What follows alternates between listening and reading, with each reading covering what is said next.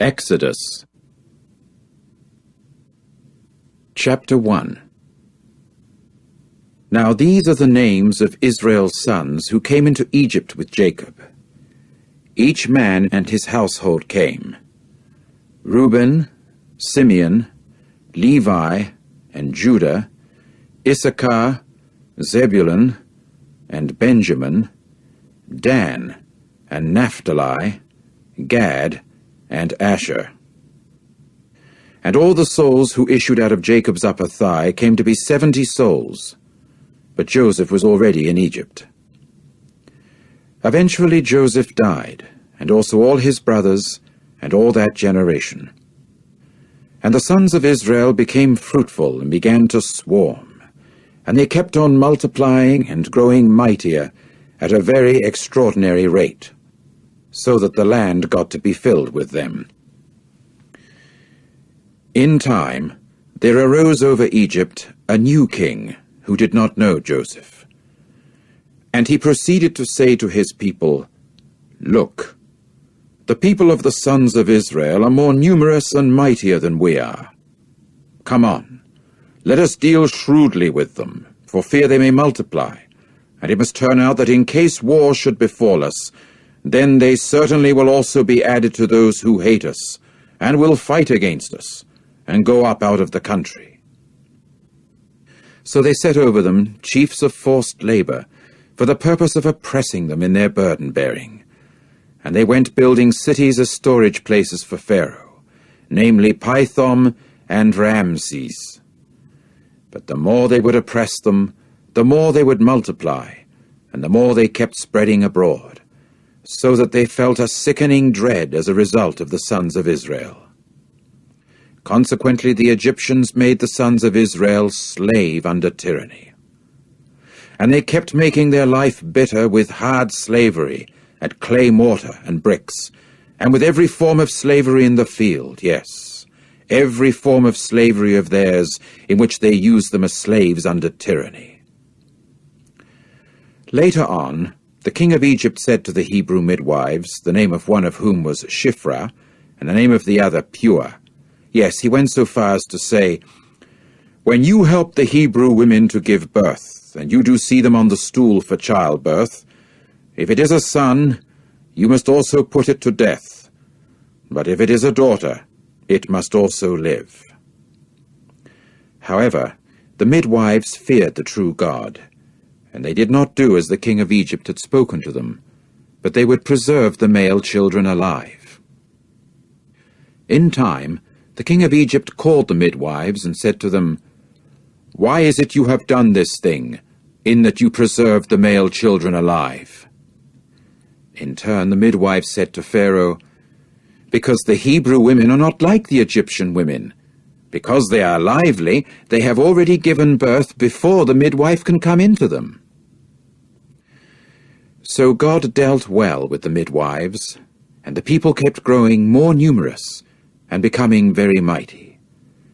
And it came about that because the midwives had feared the true God, he later presented them with families. Finally Pharaoh commanded all his people, saying, "Every newborn son you are to throw into the river Nile, but every daughter you are to preserve alive." Chapter 2. Meantime, a certain man of the house of Levi went ahead and took a daughter of Levi, and the woman became pregnant and brought a son to birth. When she saw how good-looking he was, she kept him concealed for 3 lunar months. When she was no longer able to conceal him, she then took for him an ark of papyrus, and coated it with bitumen and pitch, and put the child in it, and put it among the reeds by the bank of the river Nile. Further, his sister stationed herself at a distance to find out what would be done with him. After a while, Pharaoh's daughter came down to bathe in the Nile River, and her female attendants were walking by the side of the Nile River, and she caught sight of the ark in the middle of the reeds. Immediately she sent her slave girl that she might get it. When she opened it, she got to see the child, and here the boy was weeping. At that, she felt compassion for him, although she said, "This is one of the children of the Hebrews." Then his sister said to Pharaoh's daughter, "Shall I go and specially call for you a nursing woman from the Hebrew women, that she may nurse the child for you?" So Pharaoh's daughter said to her, "Go." At once the maiden went and called the child's mother. Pharaoh's daughter then said to her, "Take this child with you and nurse him for me, and I myself shall give you your wages." Accordingly, the woman took the child and nursed him. And the child grew up. Then she brought him to Pharaoh's daughter, so that he became a son to her. And she proceeded to call his name Moses, and to say, "It is because I have drawn him out of the water." Now it came about in those days, as Moses was becoming strong, that he went out to his brothers, that he might look at the burdens they were bearing. And he caught sight of a certain Egyptian striking a certain Hebrew of his brothers. So he turned this way and that, and saw there was nobody in sight. Then he struck the Egyptian down and hid him in the sand. However, he went out on the following day, and here there were 2 Hebrew men struggling with each other. So he said to the one in the wrong, "Why should you strike your companion?" At this he said, "Who appointed you as a prince and judge over us? Are you intending to kill me just as you killed the Egyptian?" Moses now got afraid and said, "Surely the thing has become known." Subsequently, Pharaoh got to hear of this thing, and he attempted to kill Moses. But Moses ran away from Pharaoh, that he might dwell in the land of Midian, and he took a seat by a well. Now the priest of Midian had 7 daughters, and as usual they came and drew water and filled the gutters to water their father's flock. And as usual the shepherds came and drove them away. At this Moses got up and helped the women out, and watered their flock. So when they came home to Reuel their father, he exclaimed, "How is it you have come home so quickly today?" To this they said, "A certain Egyptian delivered us out of the hand of the shepherds, and besides, he actually drew water for us, that he might water the flock." And then he said to his daughters, "But where is he? Why is it that you have left the man behind? Call him, that he may eat bread." After that Moses showed willingness to dwell with the man, and he gave Zipporah his daughter to Moses. Later she bore a son, and he called his name Gershom, because he said, "An alien resident I have come to be in a foreign land." And it came about during those many days that the king of Egypt finally died. But the sons of Israel continued to sigh because of the slavery, and to cry out in complaint, and their cry for help kept going up to the true God because of the slavery. In time God heard their groaning, and God remembered his covenant with Abraham, Isaac, and Jacob. So God looked on the sons of Israel, and God took notice. Chapter 3. And Moses became a shepherd of the flock of Jethro, the priest of Midian, whose son-in-law he was. While he was driving the flock to the west side of the wilderness, he came at length to the mountain of the true God, to Horeb. Then Jehovah's angel appeared to him in a flame of fire in the midst of a thorn bush. As he kept looking, why, here the thorn bush was burning with the fire, and yet the thorn bush was not consumed. At this Moses said, "Let me just turn aside, that I may inspect this great phenomenon, as to why the thorn bush is not burnt up." When Jehovah saw that he turned aside to inspect, God at once called to him out of the midst of the thorn bush, and said, "Moses, Moses." To which he said, "Here I am." Then he said, "Do not come near here. Draw your sandals from off your feet, because the place where you are standing is holy ground." And he went on to say, "I am the God of your father, the God of Abraham, the God of Isaac, and the God of Jacob." Then Moses concealed his face, because he was afraid to look at the true God.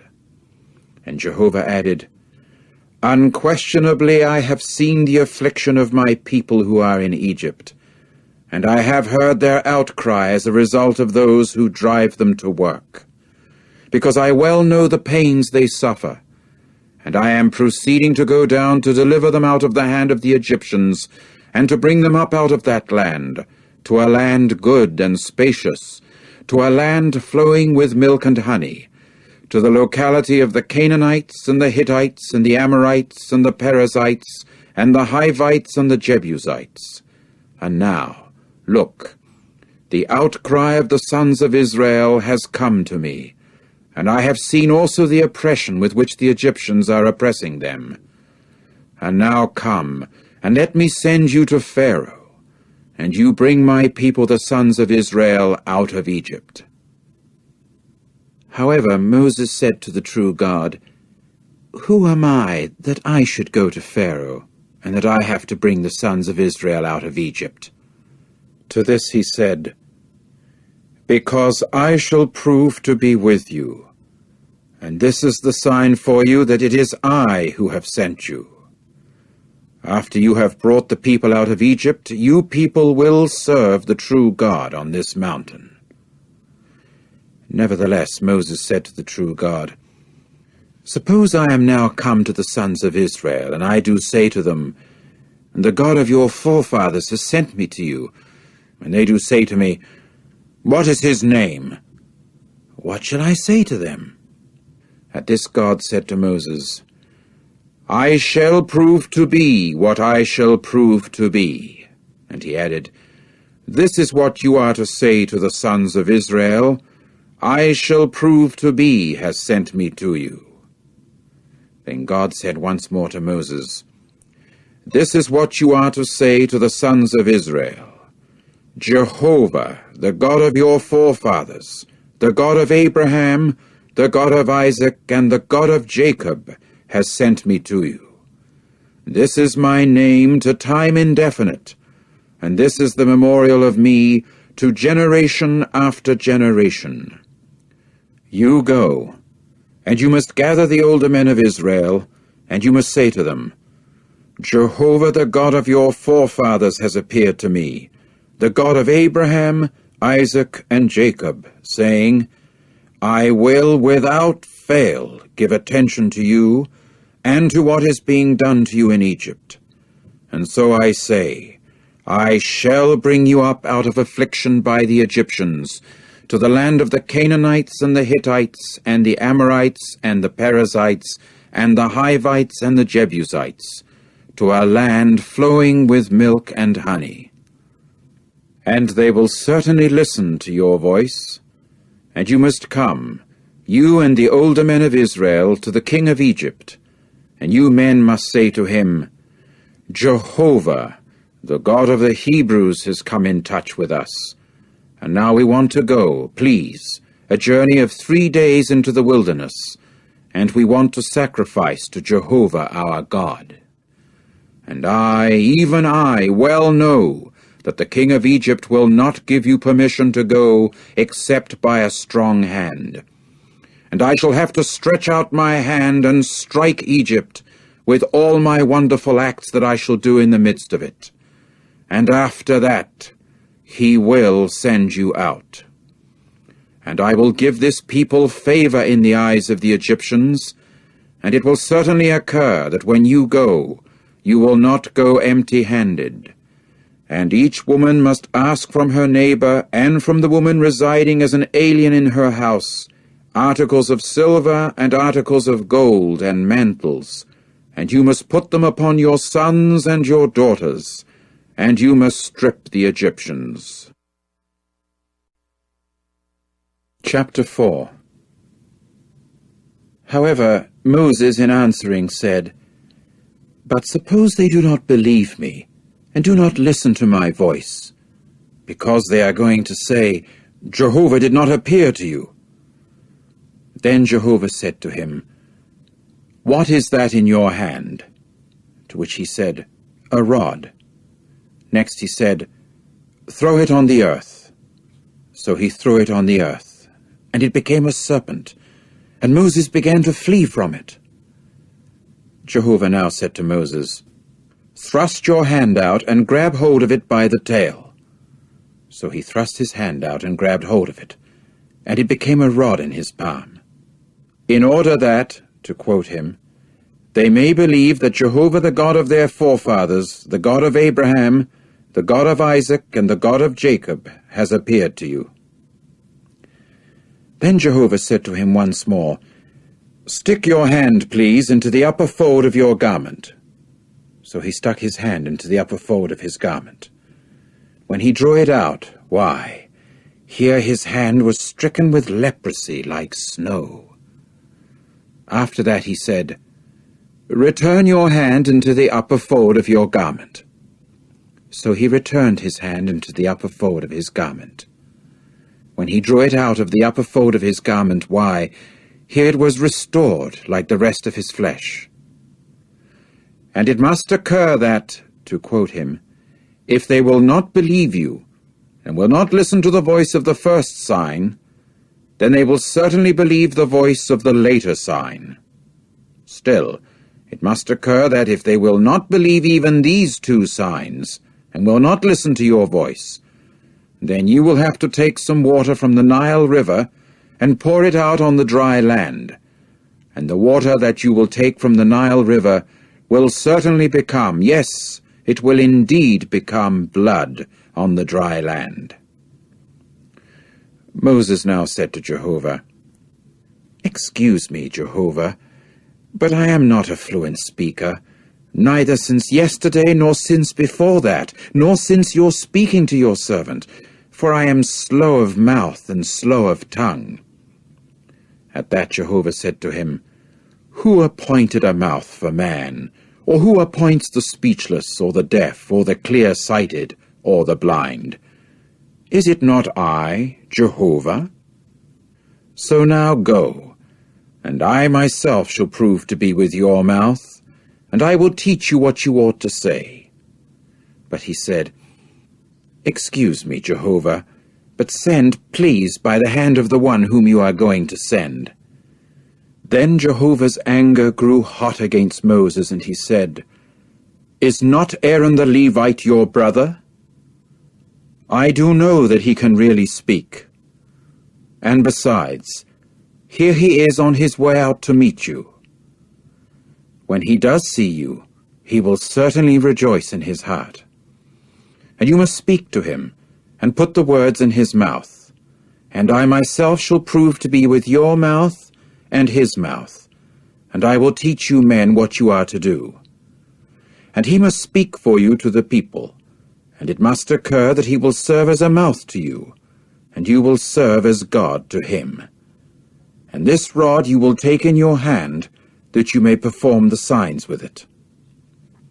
Accordingly Moses went and returned to Jethro his father-in-law, and said to him, "I want to go, please, and return to my brothers who are in Egypt, that I may see whether they are still alive." So Jethro said to Moses, "Go in peace." After that Jehovah said to Moses in Midian, "Go, return to Egypt, because all the men who were hunting for your soul are dead." Then Moses took his wife and his sons, and made them ride on an ass, and he proceeded to return to the land of Egypt. Moreover, Moses took the rod of the true God in his hand. And Jehovah went on to say to Moses, "After you have gone and returned to Egypt, see that you men actually perform all the miracles that I have put in your hand before Pharaoh. As for me, I shall let his heart become obstinate, and he will not send the people away. And you must say to Pharaoh, 'This is what Jehovah has said. Israel is my son, my firstborn. And I say to you, send my son away, that he may serve me. But should you refuse to send him away, here I am killing your son, your firstborn.'" Now it came about on the road at the lodging place that Jehovah got to meet him, and kept looking for a way to put him to death. Finally Zipporah took a flint and cut off her son's foreskin, and caused it to touch his feet, and said, "It is because you are a bridegroom of blood to me." Consequently he let go of him. At that time she said, "A bridegroom of blood," because of the circumcision. Then Jehovah said to Aaron, "Go to meet Moses into the wilderness." With that he went, and met him in the mountain of the true God, and kissed him. And Moses proceeded to tell Aaron all the words of Jehovah, who had sent him, and all the signs that he had commanded him to do. After that, Moses and Aaron went and gathered all the older men of the sons of Israel. Then Aaron spoke all the words that Jehovah had spoken to Moses, and he performed the signs unto the eyes of the people. At this the people believed. When they heard that Jehovah had turned his attention to the sons of Israel, and that he had seen their affliction, then they bowed down and prostrated themselves. Chapter 5. And afterward Moses and Aaron went in, and proceeded to say to Pharaoh, "This is what Jehovah the God of Israel has said. Send my people away, that they may celebrate a festival to me in the wilderness." But Pharaoh said, "Who is Jehovah, so that I should obey his voice to send Israel away? I do not know Jehovah at all, and what is more, I am not going to send Israel away." However, they went on to say, "The God of the Hebrews has come in touch with us. We want to go, please, a journey of 3 days into the wilderness, and sacrifice to Jehovah our God. Otherwise, he may strike at us with pestilence or with sword." At this the king of Egypt said to them, "Why is it, Moses and Aaron, that you cause the people to leave off from their works? Go bearing your burdens." And Pharaoh continued, "Look, the people of the land are now many, and you indeed make them desist from their bearing of burdens." Immediately on that day, Pharaoh commanded those who drove the people to work and their officers, saying, "You must not gather straw to give to the people to make bricks as formerly. Let them themselves go and gather straw for themselves. Moreover, the required amount of bricks that they were making formerly, you will further impose upon them. You must not make any reduction for them, because they are relaxing. That is why they are crying out, saying, 'We want to go.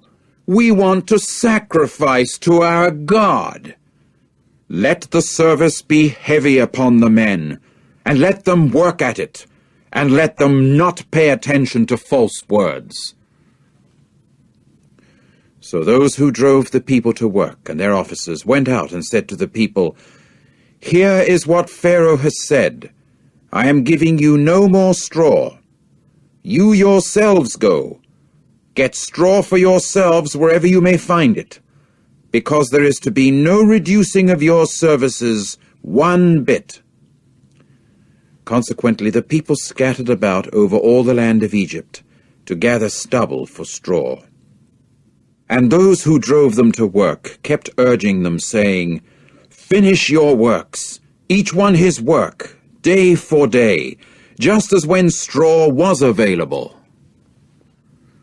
Later on, the officers of the sons of Israel, whom Pharaoh's taskmasters had set over them, were beaten, these saying, "Why is it you did not finish your prescribed task in making bricks as formerly, both yesterday and today?"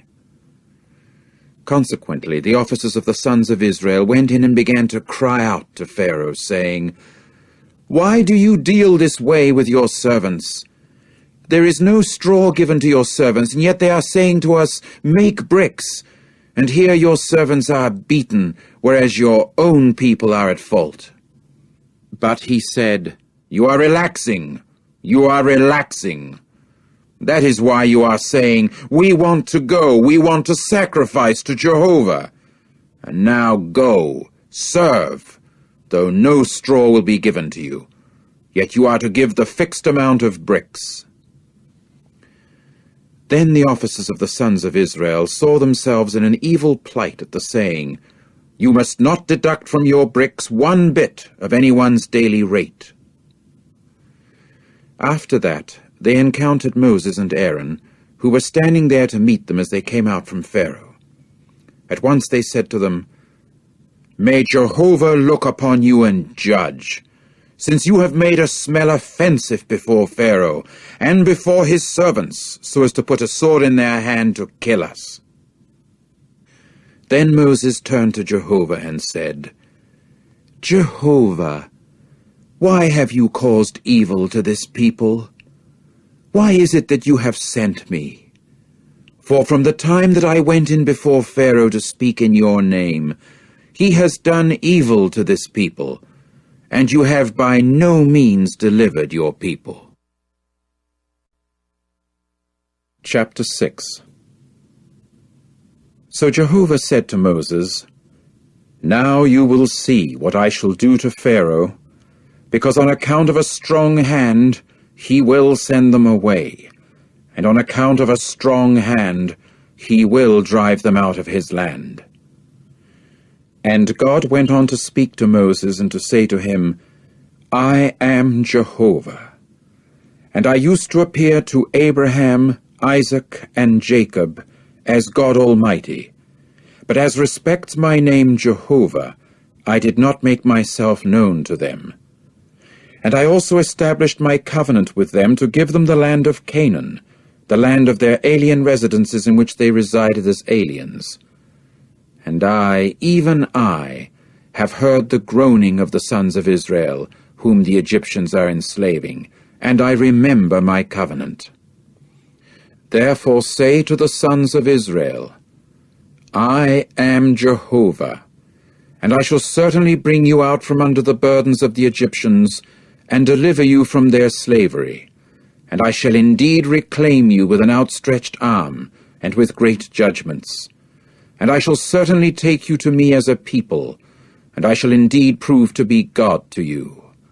And you will certainly know that I am Jehovah your God, who is bringing you out from under the burdens of Egypt. And I shall certainly bring you into the land that I raised my hand in oath to give to Abraham, Isaac, and Jacob. And I shall indeed give it to you as something to possess. I am Jehovah." Afterward Moses spoke to this effect to the sons of Israel, but they did not listen to Moses out of discouragement and for the hard slavery. Then Jehovah spoke to Moses, saying, "Go in, speak to Pharaoh, Egypt's king, that he should send the sons of Israel away out of his land." However, Moses spoke before Jehovah, saying, "Look, the sons of Israel have not listened to me, and how will Pharaoh ever listen to me, as I am uncircumcised in lips?"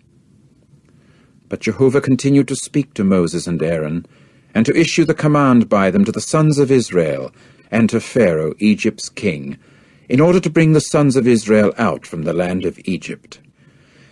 These are the heads of the house of their fathers. The sons of Reuben, Israel's firstborn, were Hanok and Palu, Hezron and Carmi. These are the families of Reuben. And the sons of Simeon were Jemuel, and Jamin, and Ohad, and Jachin, and Zohar, and Sheal, the son of a Canaanite woman. These are the families of Simeon. And these are the names of the sons of Levi, according to their family descents: Gershon, and Kohath, and Merari. And the years of Levi's life were 137 years. The sons of Gershon were Libni and Shimei, according to their families. And the sons of Kohath were Amram, and Ishar, and Hebron, and Uzziel. And the years of Kohath's life were 133 years. And the sons of Merari were Mahli and Mushai. These were the families of the Levites, according to their family descents.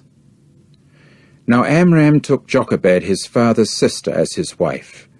Later she bore him Aaron and Moses. And the years of Amram's life were 137 years. And the sons of Ishar were Korah, and Nepheg, and Zichri. And the sons of Uzziel were Mishael, and Elzaphan, and Sithri. Now Aaron took Elisheba, Amminadab's daughter, the sister of Nahshon, as his wife. Later she bore him Nadab and Abihu, Eleazar and Ithamar. And the sons of Korah were Asir and Elkanah and Abiasaph. These were the families of the Korahites. And Eleazar, Aaron's son, took for himself one of the daughters of Putiel as his wife. Later she bore him Phinehas. These are the heads of the fathers of the Levites according to their families. This is the Aaron and Moses to whom Jehovah said, "Bring the sons of Israel out from the land of Egypt according to their armies." They were the ones speaking to Pharaoh, Egypt's king, to bring the sons of Israel out from Egypt. This is the Moses and Aaron. And it came about on the day that Jehovah spoke to Moses in the land of Egypt, that Jehovah went on to speak to Moses, saying, "I am Jehovah. Speak to Pharaoh, king of Egypt, everything I am speaking to you."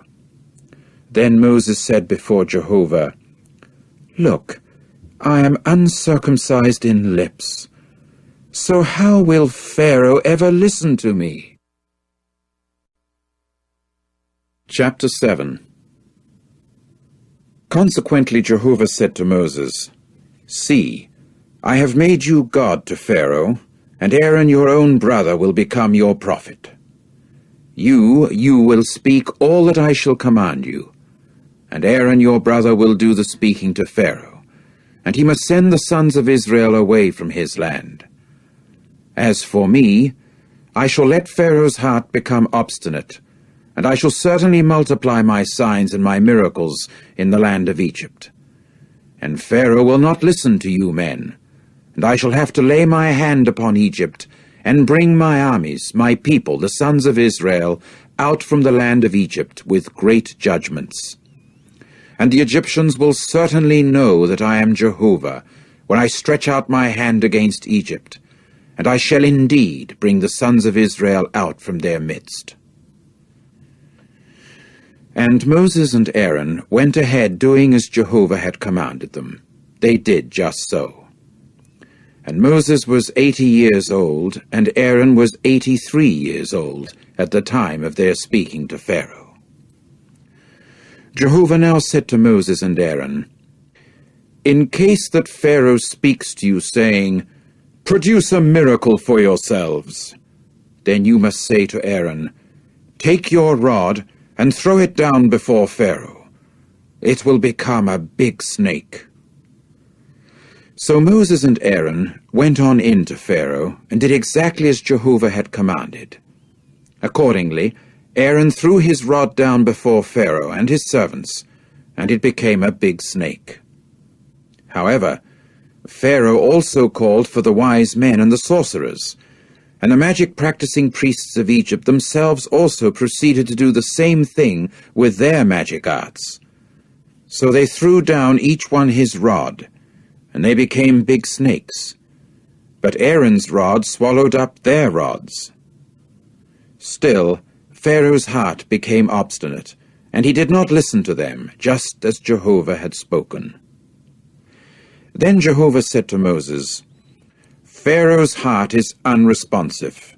He has refused to send the people away. Go to Pharaoh in the morning. Look, he is going out to the water, and you must put yourself in position to meet him by the edge of the Nile River, and the rod that turned into a serpent you are to take in your hand. And you must say to him, 'Jehovah, the God of the Hebrews, has sent me to you, saying, Send my people away, that they may serve me in the wilderness. But here you have not obeyed until now.' This is what Jehovah has said.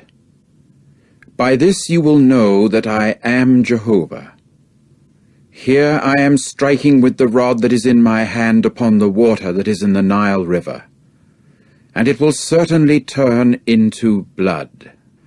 And the fish that are in the Nile River will die, and the Nile River will actually stink, and the Egyptians will simply have no stomach for drinking water from the Nile River."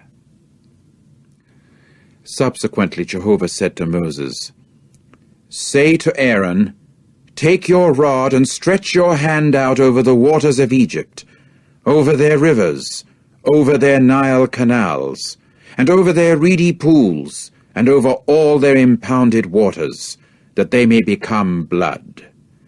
And there will certainly be blood in all the land of Egypt, and in the wooden vessels, and in the stone vessels." Immediately Moses and Aaron did so, just as Jehovah had commanded. And he lifted up the rod, and struck the water that was in the Nile River under the eyes of Pharaoh and his servants, and all the water that was in the Nile River was turned into blood. And the fish that were in the Nile River died, and the Nile River began to stink, and the Egyptians were unable to drink water from the Nile River, and the blood came to be in all the land of Egypt. Nevertheless, the magic-practicing priests of Egypt proceeded to do the same thing with their secret arts, so that Pharaoh's heart continued to be obstinate, and he did not listen to them, just as Jehovah had spoken. Hence Pharaoh turned and went into his house, and he did not set his heart to have any regard for this either. And all the Egyptians went digging round about the Nile River for water to drink, because they were unable to drink any water of the Nile River. And 7 days came to be fulfilled after Jehovah striking the Nile River. Chapter 8. Then Jehovah said to Moses, "Go into Pharaoh, and you must say to him, 'This is what Jehovah has said. Send my people away that they may serve me. And if you keep refusing to send them away, here I am plaguing all your territory with frogs. And the Nile River will fairly teem with frogs, and they will certainly come up and enter into your house, and your inner bedroom, and upon your couch, and into the house of your servants, and on your people, and into your ovens, and into your kneading troughs. And on you and on your people, and on all your servants the frogs will come up.'" Later on Jehovah said to Moses, "Say to Aaron, 'Stretch your hand with your rod out over the rivers, the Nile canals, and the reedy pools, and make the frogs come up over the land of Egypt.'" At that, Aaron stretched his hand out over the waters of Egypt, and the frogs began to come up and to cover the land of Egypt. However, the magic-practicing priests did the same thing by their secret arts, and made the frogs come up over the land of Egypt. In time, Pharaoh called Moses and Aaron and said, "Entreat Jehovah that he may remove the frogs from me and my people, as I want to send the people away that they may sacrifice to Jehovah." Then Moses said to Pharaoh, "You take the glory over me to say when I shall make entreaty for you and your servants and your people, in order to cut the frogs off from you and your houses. Only in the Nile River will they be left." To this he said, "Tomorrow." So he said, "It will be according to your word, in order that you may know that there is no one else like Jehovah our God, in that the frogs will certainly turn away from you and your houses and your servants and your people. Only in the Nile River will they be left." Accordingly, Moses and Aaron went out from Pharaoh, and Moses cried out to Jehovah because of the frogs that he had put upon Pharaoh. Then Jehovah did according to Moses' word, and the frogs began to die off from the houses, the courtyards, and the fields. And they went piling them up, heaps upon heaps, and the land began to stink. When Pharaoh got to see that relief had taken place, he made his heart unresponsive, and he did not listen to them, just as Jehovah had spoken. Jehovah now said to Moses, "Say to Aaron, 'Stretch your rod out and strike the dust of the earth, and it must become gnats in all the land of Egypt.'" And they proceeded to do this. So Aaron stretched out his hand with his rod and struck the dust of the earth, and the gnats came to be on man and beast. All the dust of the earth became gnats in all the land of Egypt. And the magic-practicing priests tried to do the same by their secret arts in order to bring forth gnats, but they were unable. And the gnats came to be on man and beast. Hence the magic-practicing priests said to Pharaoh, "It is the finger of God." But Pharaoh's heart continued to be obstinate, and he did not listen to them, just as Jehovah had spoken. Then Jehovah said to Moses, "Get up early in the morning and take a position in front of Pharaoh. Look, he is coming out to the water, and you must say to him, 'This is what Jehovah has said. Send my people away that they may serve me. But if you are not sending my people away, here I am sending upon you and your servants and your people, and into your houses, the gadfly. And the houses of Egypt will simply be full of the gadfly, and also the ground upon which they are. And on that day I shall certainly make the land of Goshen, upon which my people are standing, distinct, that no gadfly may exist there, in order that you may know that I am Jehovah in the midst of the earth.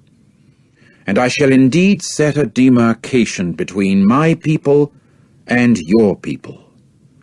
Tomorrow this sign will take place."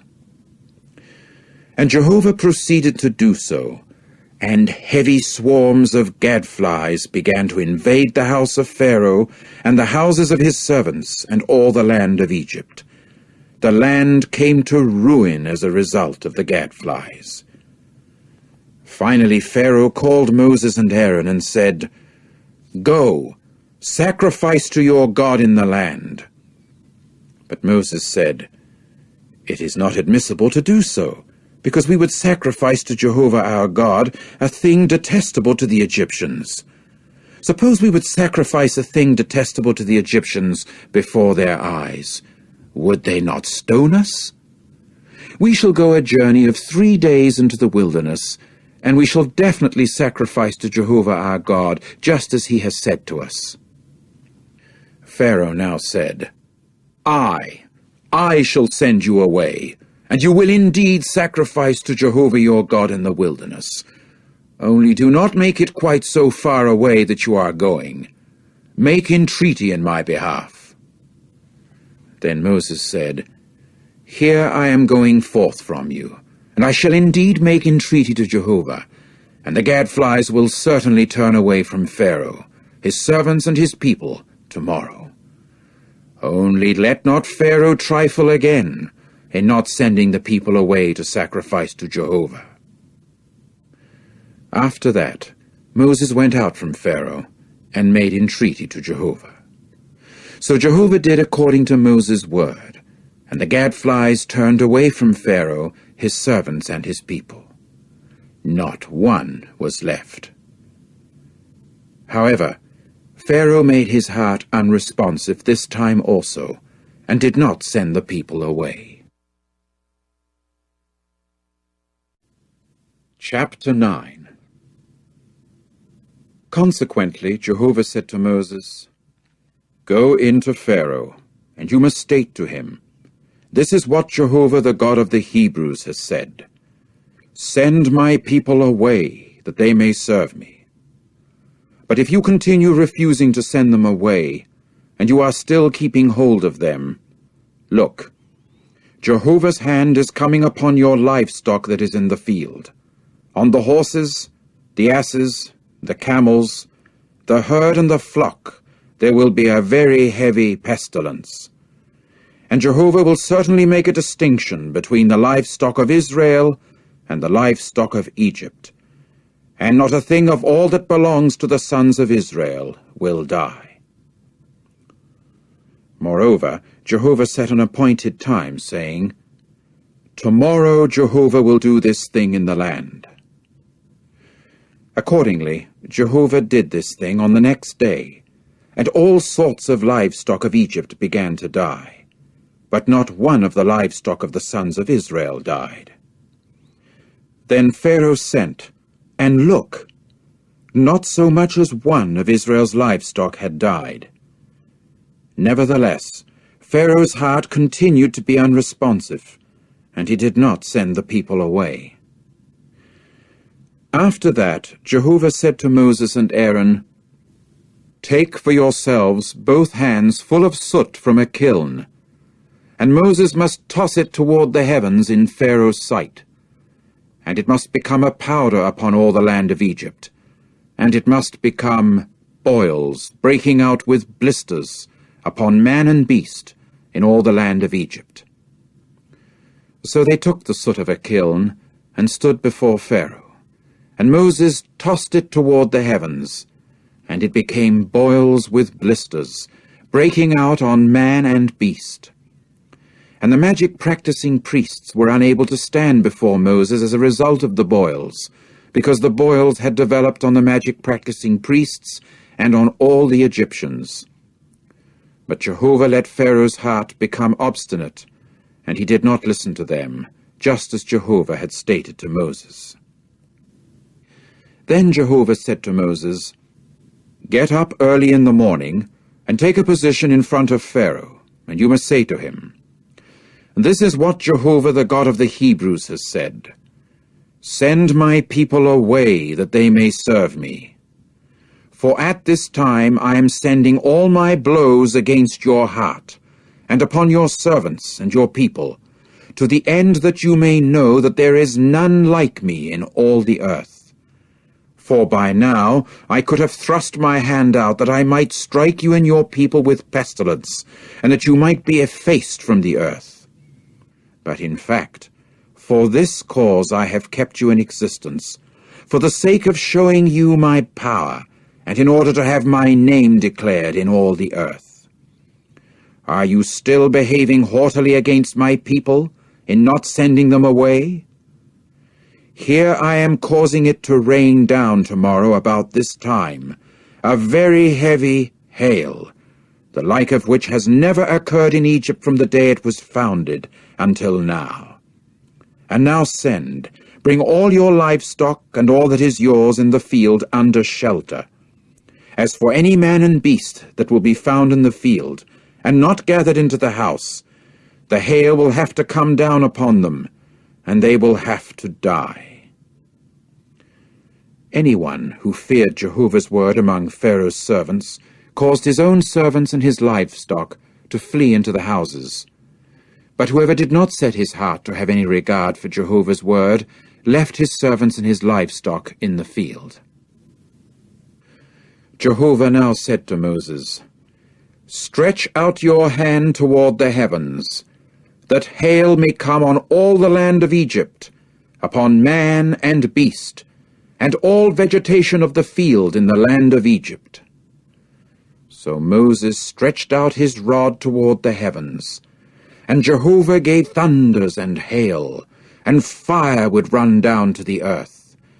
And Jehovah kept making it rain down hail upon the land of Egypt. Thus there came hail, and fire quivering in among the hail. It was very heavy, so that there had not occurred any like it in all the land of Egypt from the time it became a nation.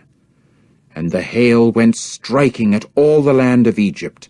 The hail struck everything that was in the field, from man to beast, and all sorts of vegetation of the field, and it shattered all sorts of trees of the field.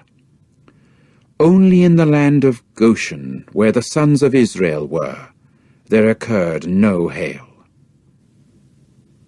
Eventually Pharaoh sent and called Moses and Aaron and said to them, I have sinned this time. Jehovah is righteous, and I and my people are in the wrong. Entreat Jehovah that this may be enough of the occurring of God's thunders and hail. Then I am willing to send you away, and you will not stay any longer." So Moses said to him, "As soon as I go out of the city, I shall spread my hands up to Jehovah. The thunders will stop, and the hail will not continue any longer, in order that you may know that the earth belongs to Jehovah. As for you and your servants, I know already that you will not even then show fear because of Jehovah God." As it was, the flax and the barley had been struck, because the barley was in the ear and the flax had flower buds. But the wheat and the spelt had not been struck, because they were seasonally late.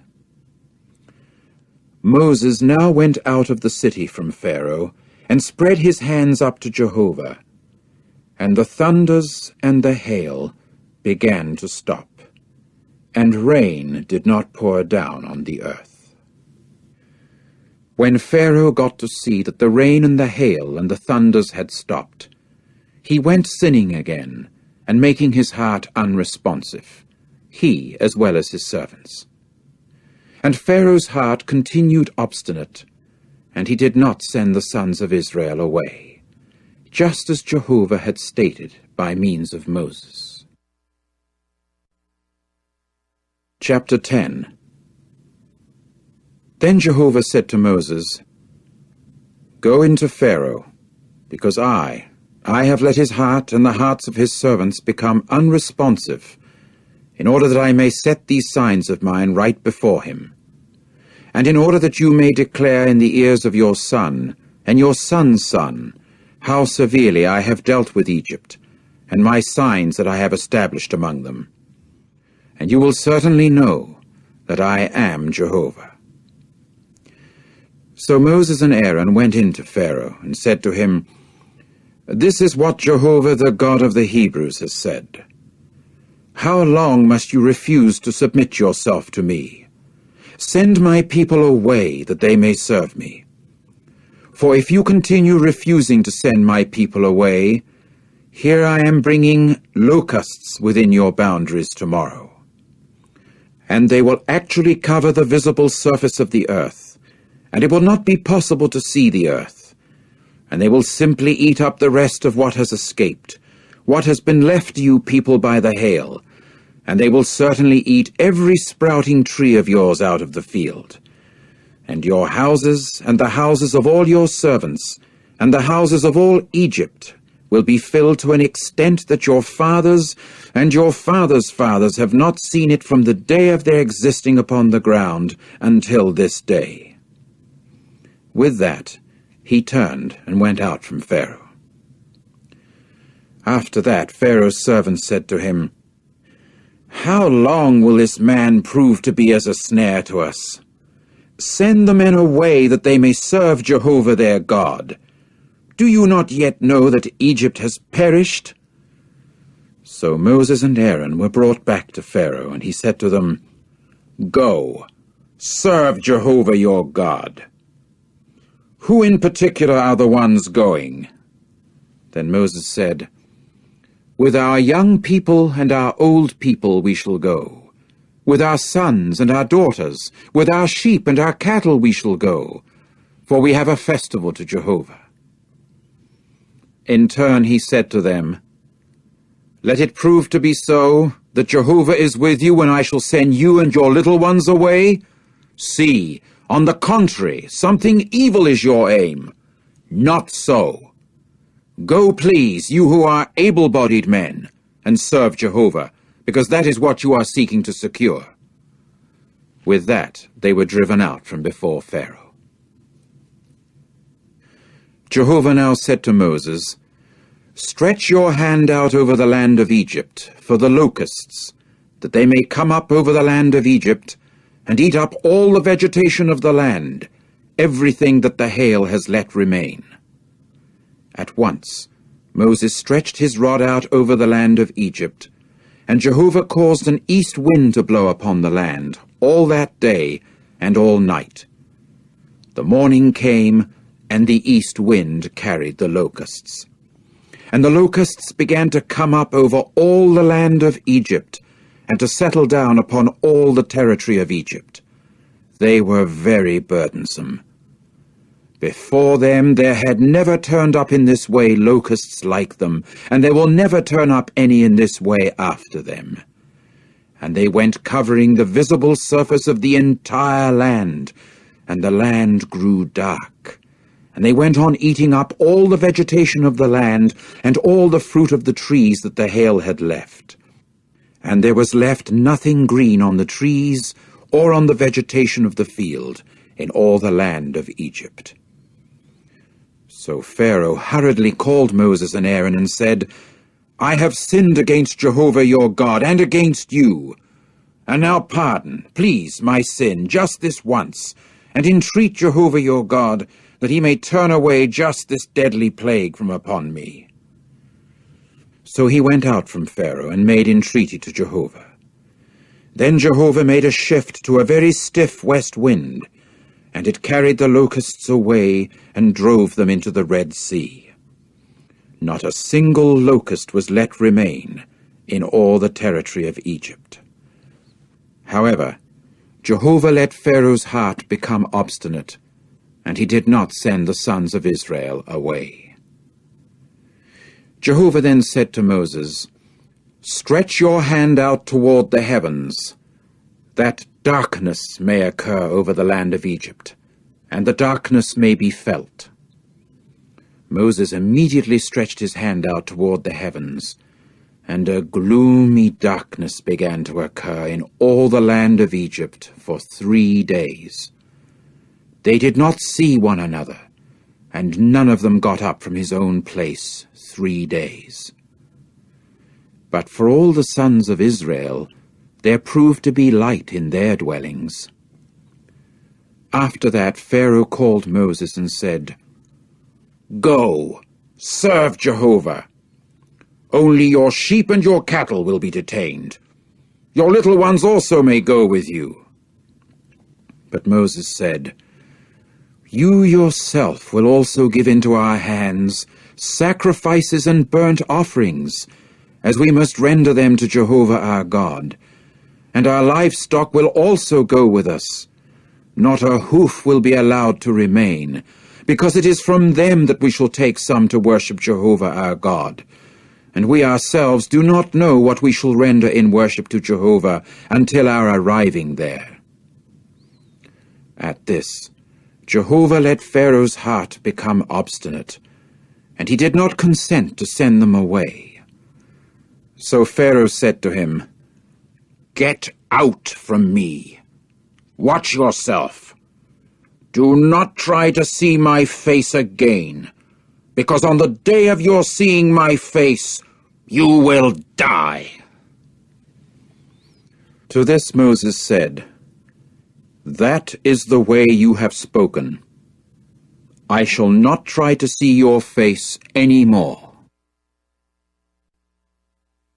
Chapter 11. And Jehovah proceeded to say to Moses, 1 plague more I am going to bring upon Pharaoh and Egypt. After that, he will send you away from here.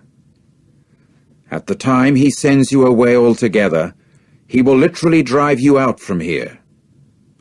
Speak now in the ears of the people, that they should ask every man of his companion, and every woman of her companion, articles of silver and articles of gold. Accordingly, Jehovah gave the people favor in the eyes of the Egyptians. The man Moses, too, was very great in the land of Egypt, in the eyes of Pharaoh's servants, and in the eyes of the people. And Moses went on to say, This is what Jehovah has said.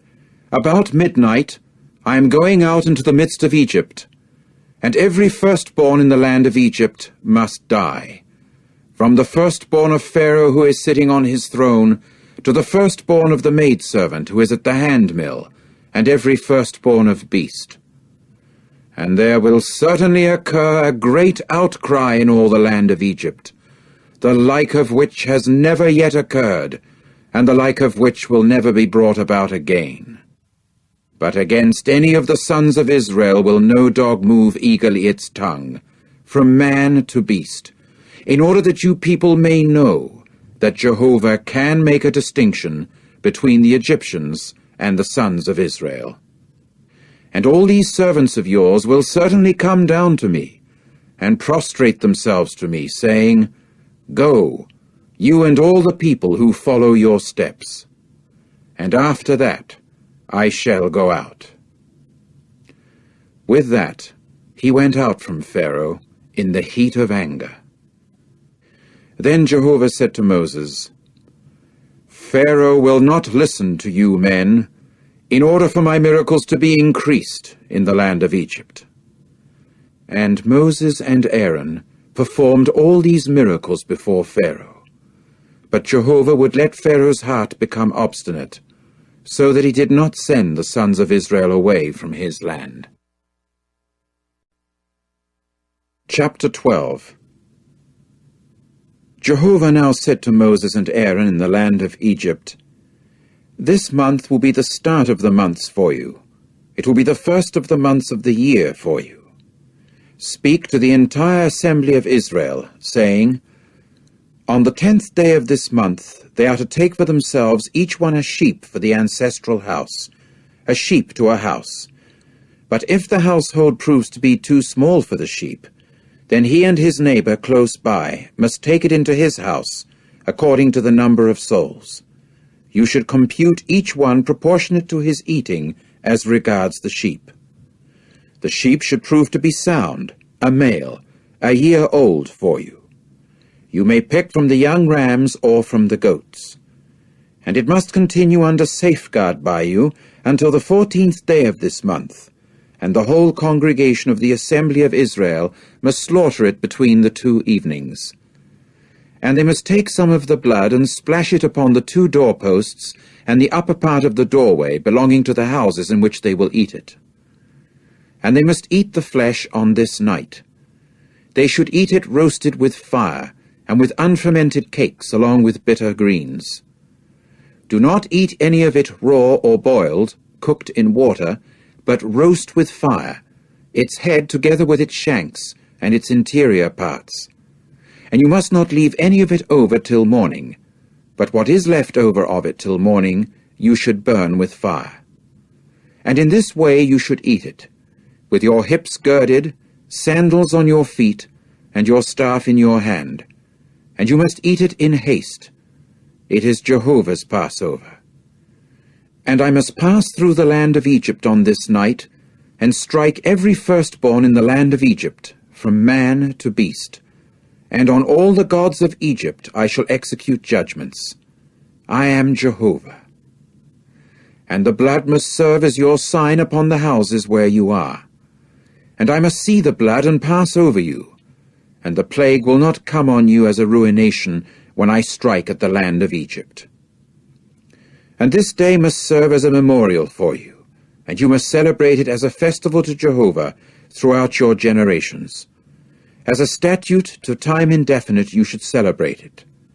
7 days you are to eat unfermented cakes only. On the first day you are to take away sour dough from your houses, because anyone eating what is leavened, from the first day down to the 7th, that soul must be cut off from Israel. And on the first day there is to take place for you a holy convention, and on the 7th day a holy convention. No work is to be done on them, only what every soul needs to eat.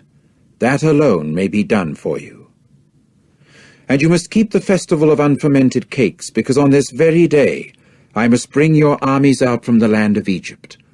And you must keep this day throughout your generations as a statute to time indefinite. In the 1st month, on the 14th day of the month, in the evening you are to eat unfermented cakes, down till the 21st day of the month in the evening. 7 days no sour dough is to be found in your houses, because anyone tasting what is leavened, whether he is an alien resident or a native of the land, that soul must be cut off from the assembly of Israel. Nothing leavened are you to eat. In all your dwellings you are to eat unfermented cakes." Promptly Moses called all the older men of Israel and said to them, "Draw out and take for yourselves small cattle according to your families, and slaughter the Passover victim. And you must take a bunch of hyssop and dip it into the blood in a basin, and strike upon the upper part of the doorway and upon the 2 doorposts some of the blood that is in the basin. And none of you should go out of the entrance of his house until morning. Then when Jehovah does pass through to plague the Egyptians, and does see the blood upon the upper part of the doorway and upon the 2 doorposts, Jehovah will certainly pass over the entrance, and he will not allow the ruination to enter into your houses to plague you. And you must keep this thing as a regulation for you and your sons to time indefinite.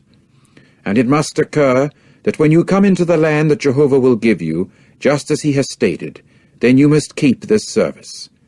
And it must occur that when your sons say to you, 'What does this service mean to you?' then you must say, 'It is the sacrifice of the Passover to Jehovah, who passed over the houses of the sons of Israel in Egypt when he plagued the Egyptians. But he delivered our houses.'" Then the people bowed low and prostrated themselves. Subsequently the sons of Israel went and did just as Jehovah had commanded Moses and Aaron. They did just so. And it came about that at midnight Jehovah struck every firstborn in the land of Egypt, from the firstborn of Pharaoh sitting on his throne, to the firstborn of the captive who was in the prison hole, and every firstborn of beast. Then Pharaoh got up at night, he and all his servants and all other Egyptians, and there began arising a great outcry among the Egyptians, because there was not a house where there was not one dead. At once he called Moses and Aaron by night and said, "Get up, get out from the midst of my people, both you and the other sons of Israel, and go. Serve Jehovah just as you have stated. Take both your flocks and your herds, just as you have stated, and go. Also, you must bless me besides." And the Egyptians began to urge the people in order to send them away quickly out of the land, "because," they said, "we are all as good as dead." Consequently, the people carried their flour dough before it was leavened, with their kneading troughs wrapped up in their mantles upon their shoulder. And the sons of Israel did according to the word of Moses, in that they went asking from the Egyptians articles of silver and articles of gold and mantles. And Jehovah gave the people favor in the eyes of the Egyptians, so that these granted what was asked, and they stripped the Egyptians. And the sons of Israel proceeded to depart from Ramesses for Succoth, to the number of 600,000 able-bodied men on foot, besides little ones. And a vast mixed company also went up with them, as well as flocks and herds, a very numerous stock of animals.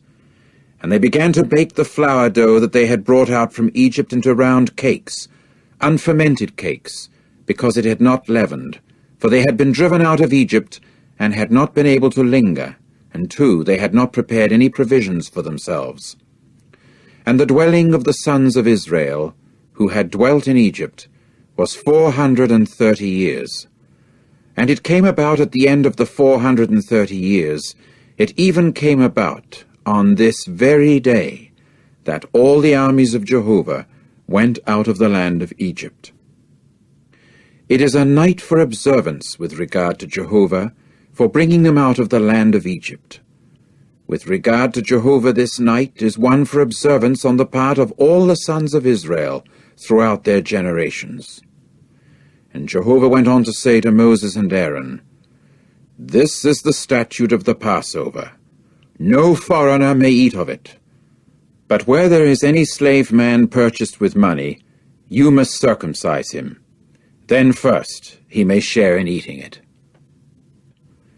A settler and a hired laborer may not eat of it. In one house it is to be eaten. You must not take any of the flesh out of the house to some place outside, and you must not break a bone in it. All the assembly of Israel are to celebrate it. And in case an alien resident resides as an alien with you, and he will actually celebrate the Passover to Jehovah, let there be a circumcising of every male of his. First then he may come near to celebrate it, and he must become like a native of the land. But no uncircumcised man may eat of it. One law is to exist for the native, and for the alien resident who is residing as an alien in your midst. So all the sons of Israel did just as Jehovah had commanded Moses and Aaron. They did just so.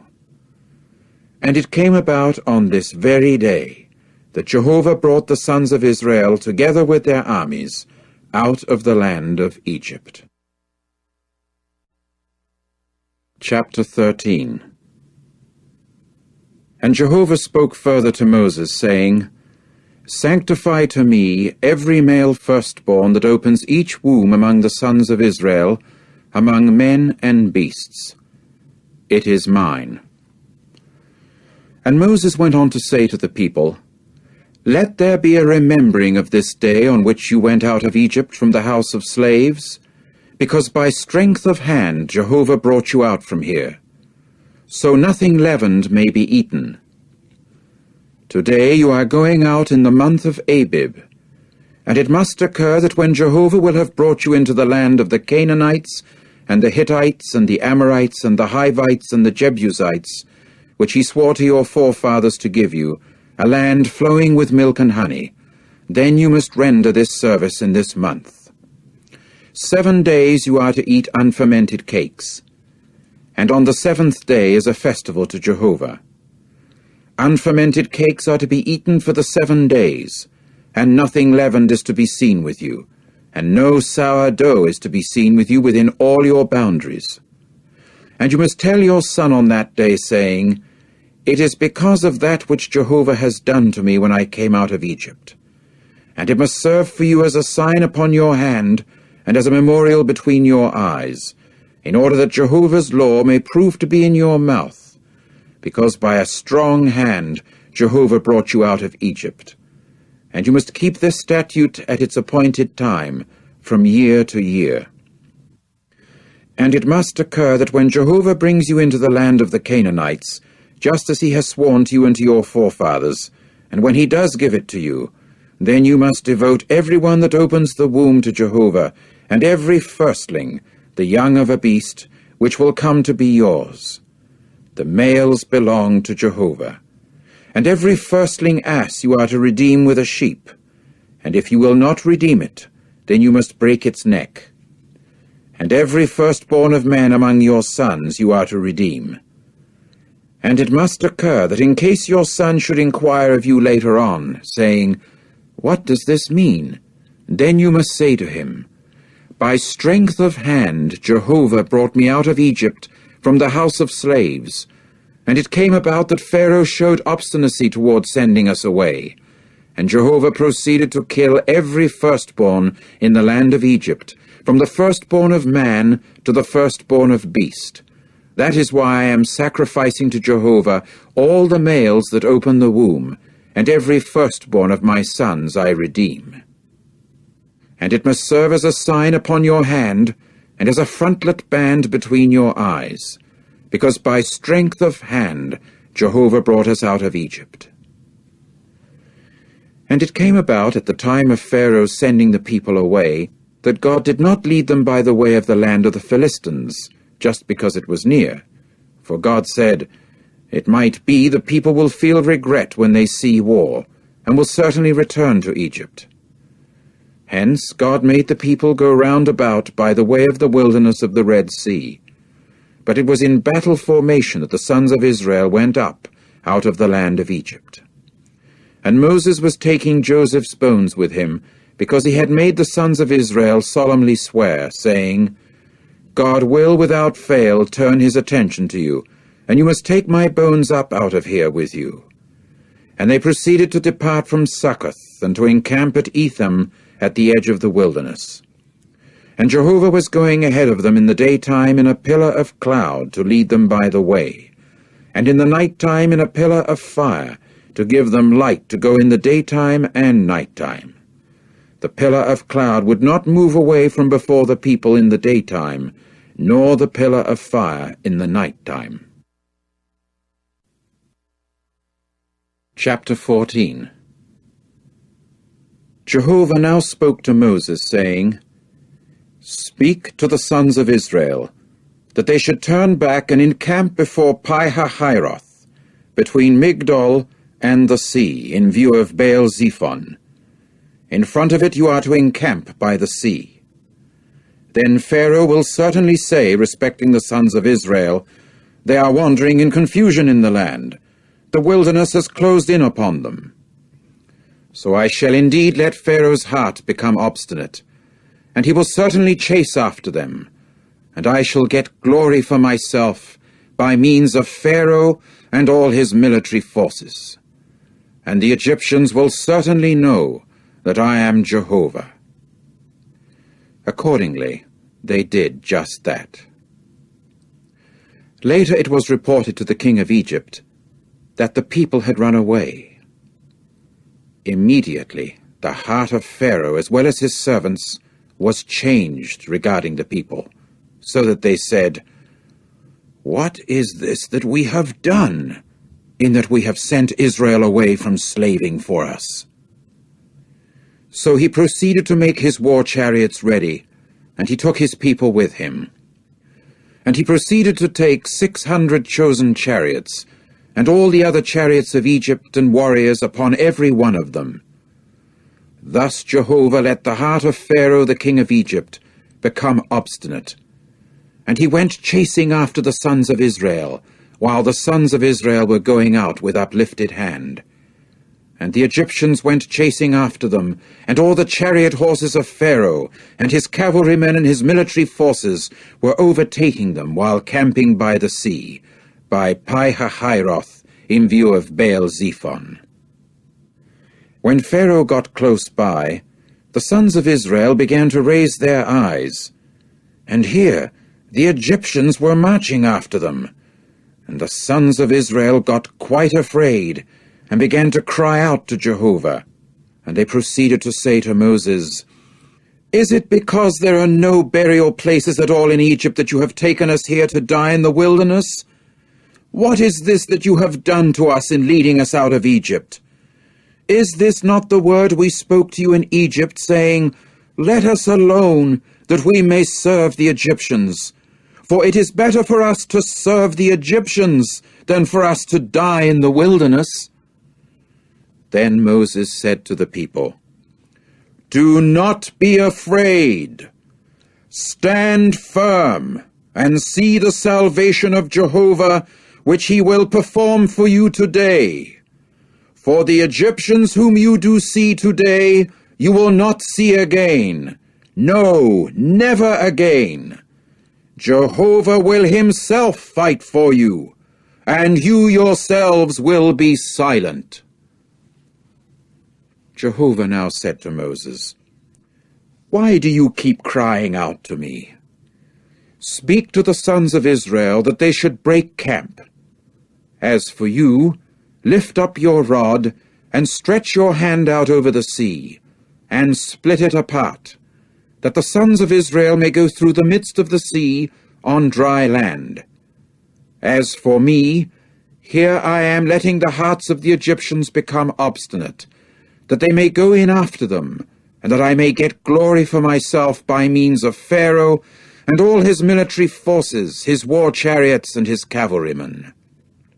And the Egyptians will certainly know that I am Jehovah, when I get glory for myself by means of Pharaoh, his war chariots, and his cavalrymen. Then the angel of the true God, who was going ahead of the camp of Israel, departed, and went to their rear. And the pillar of cloud departed from their van, and stood in the rear of them. So it came in between the camp of the Egyptians and the camp of Israel. On the one hand it proved to be a cloud together with darkness. On the other hand it kept lighting up the night. And this group did not come near that group all night long.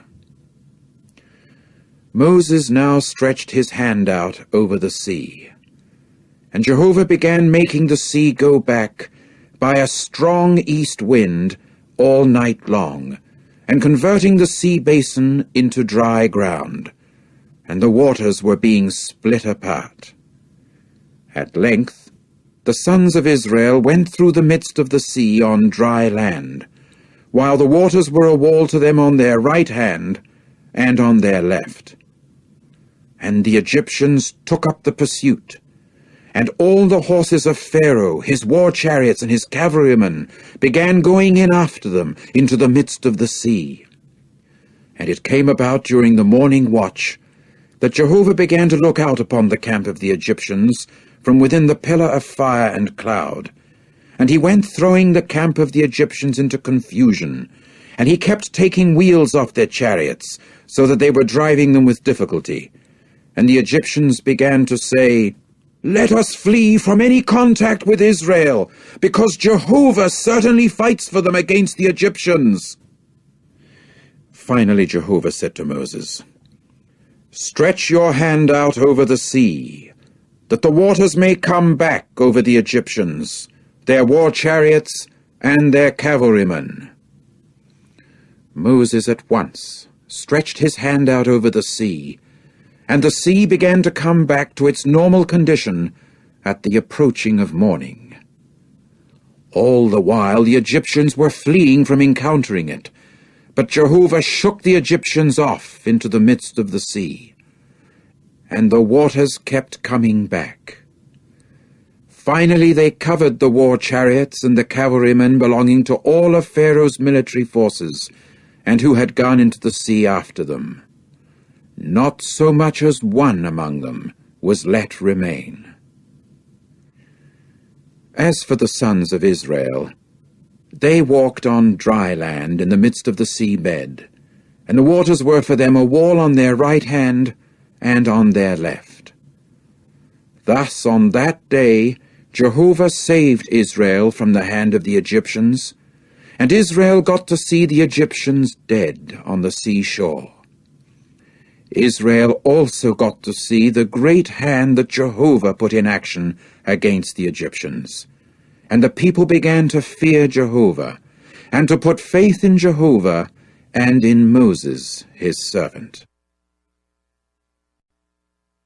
Chapter 15. At that time Moses and the sons of Israel proceeded to sing this song to Jehovah, and to say the following: "Let me sing to Jehovah, for he has become highly exalted. The horse and its rider he has pitched into the sea. My strength and my might is Jah, since he serves for my salvation. This is my God, and I shall laud him, my father's God, and I shall raise him on high. Jehovah is a manly person of war. Jehovah is his name. Pharaoh's chariots and his military forces he has cast into the sea, and the choice of his warriors have been sunk in the Red Sea. The surging waters proceeded to cover them. Down they went into the depths like a stone. Your right hand, O Jehovah, is proving itself powerful in ability. Your right hand, O Jehovah, can shatter an enemy, and in the abundance of your superiority you can throw down those who rise up against you. You send out your burning anger, it eats them up like stubble. And by a breath from your nostrils waters were heaped up.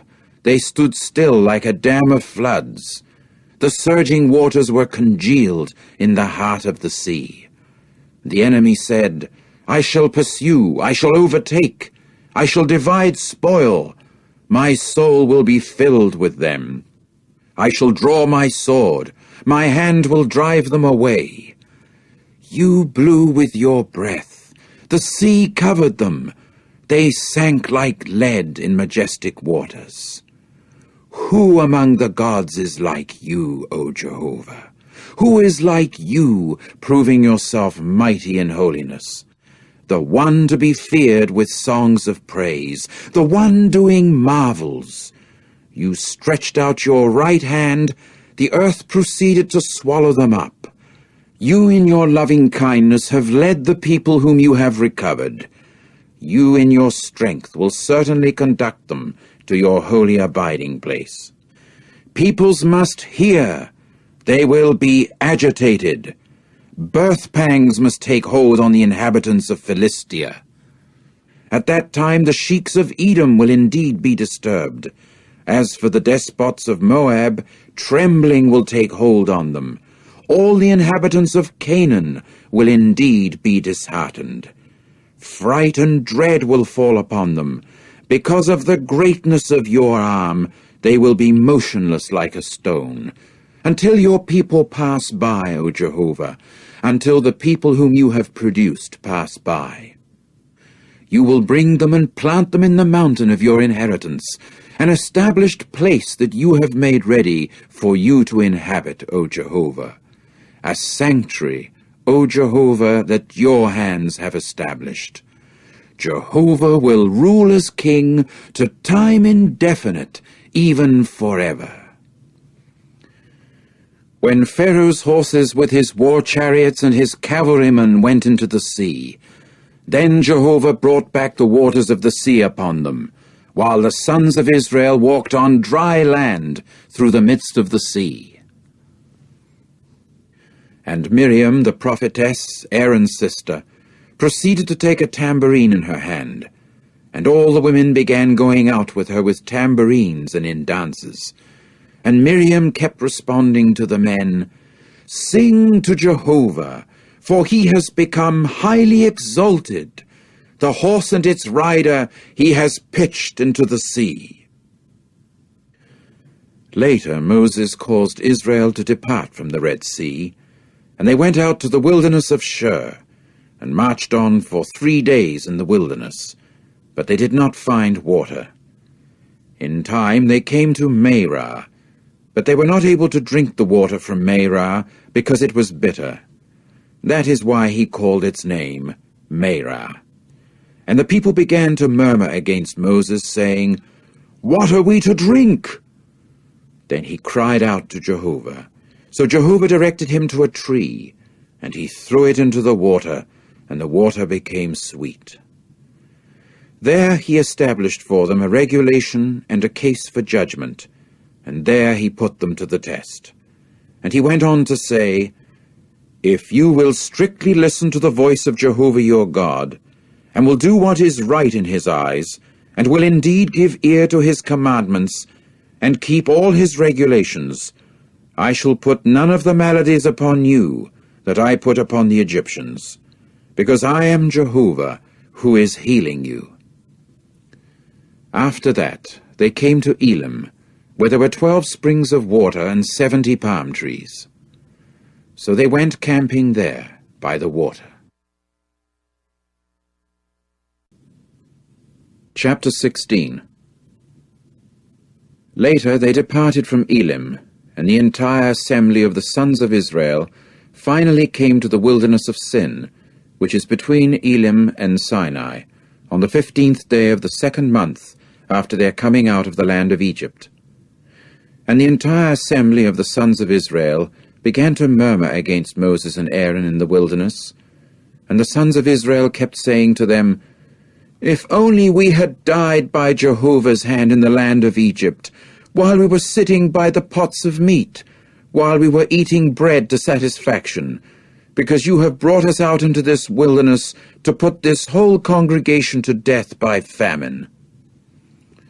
Then Jehovah said to Moses, "Here I am raining down bread for you from the heavens, and the people must go out and pick up each his amount day for day, in order that I may put them to the test as to whether they will walk in my law or not. And it must occur on the 6th day that they must prepare what they will bring in, and it must prove double what they keep picking up day by day." So Moses and Aaron said to all the sons of Israel, "At evening you will certainly know that it is Jehovah who has brought you out from the land of Egypt. And in the morning you will indeed see Jehovah's glory. because he has heard your murmurings against Jehovah. And what are we that you should murmur against us?" And Moses continued, "It will be when Jehovah gives you in the evening meat to eat, and in the morning bread to satisfaction, because Jehovah has heard your murmurings that you are murmuring against him. And what are we? Your murmurings are not against us, but against Jehovah." And Moses went on to say to Aaron, "Say to the entire assembly of the sons of Israel, 'Come near before Jehovah, because he has heard your murmurings.'" Then it occurred that as soon as Aaron had spoken to the entire assembly of the sons of Israel, they turned and faced toward the wilderness. And look, Jehovah's glory appeared in the cloud. And Jehovah spoke further to Moses, saying, "I have heard the murmurings of the sons of Israel. Speak to them, saying, 'Between the 2 evenings you will eat meat, and in the morning you will be satisfied with bread, and you will certainly know that I am Jehovah your God.'" Accordingly it occurred that in the evening the quails began to come up and cover the camp, and in the morning there had developed a layer of dew round about the camp. In time the layer of dew evaporated, and here upon the surface of the wilderness there was a fine flaky thing, fine like hoarfrost upon the earth. When the sons of Israel got to see it, they began to say to one another, "What is it?" For they did not know what it was. Hence Moses said to them, "It is the bread that Jehovah has given you for food. This is the word that Jehovah has commanded.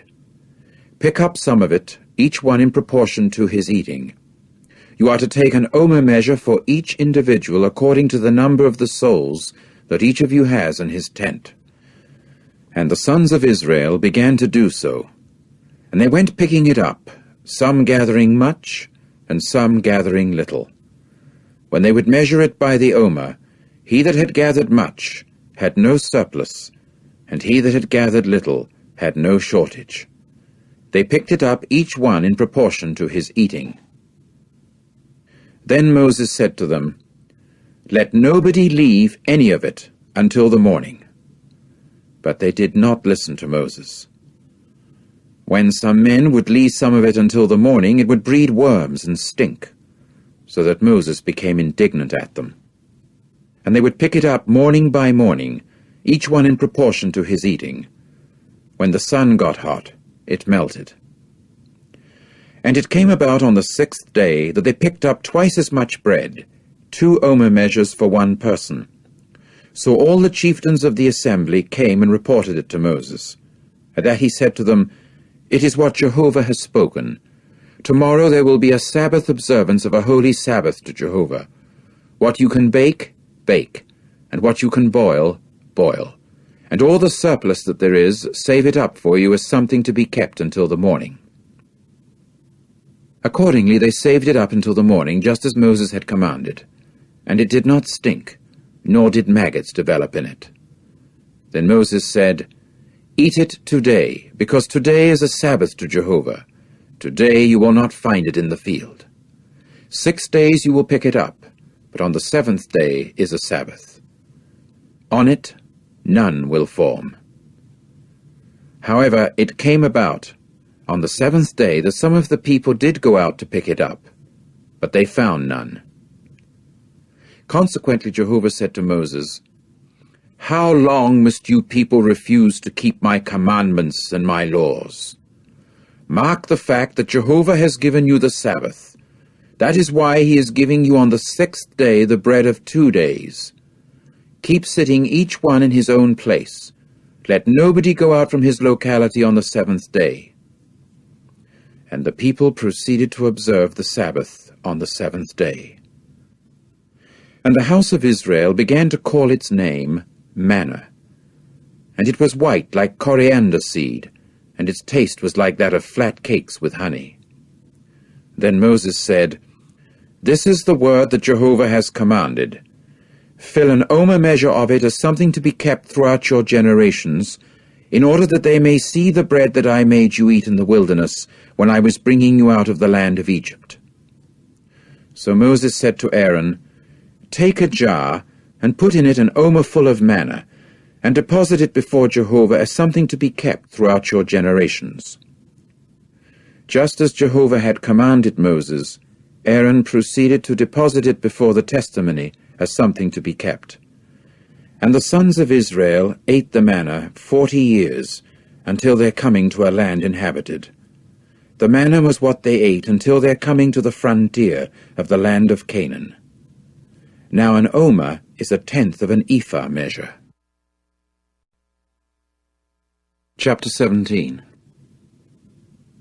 And the entire assembly of the sons of Israel proceeded to depart from the wilderness of Sin by stages, which they took according to the order of Jehovah, and went camping at Rephidim. But there was no water for the people to drink. And the people fell to quarreling with Moses, and saying, "Give us water, that we may drink." But Moses said to them, "Why are you quarreling with me? Why do you keep putting Jehovah to the test?" And the people went on thirsting there for water.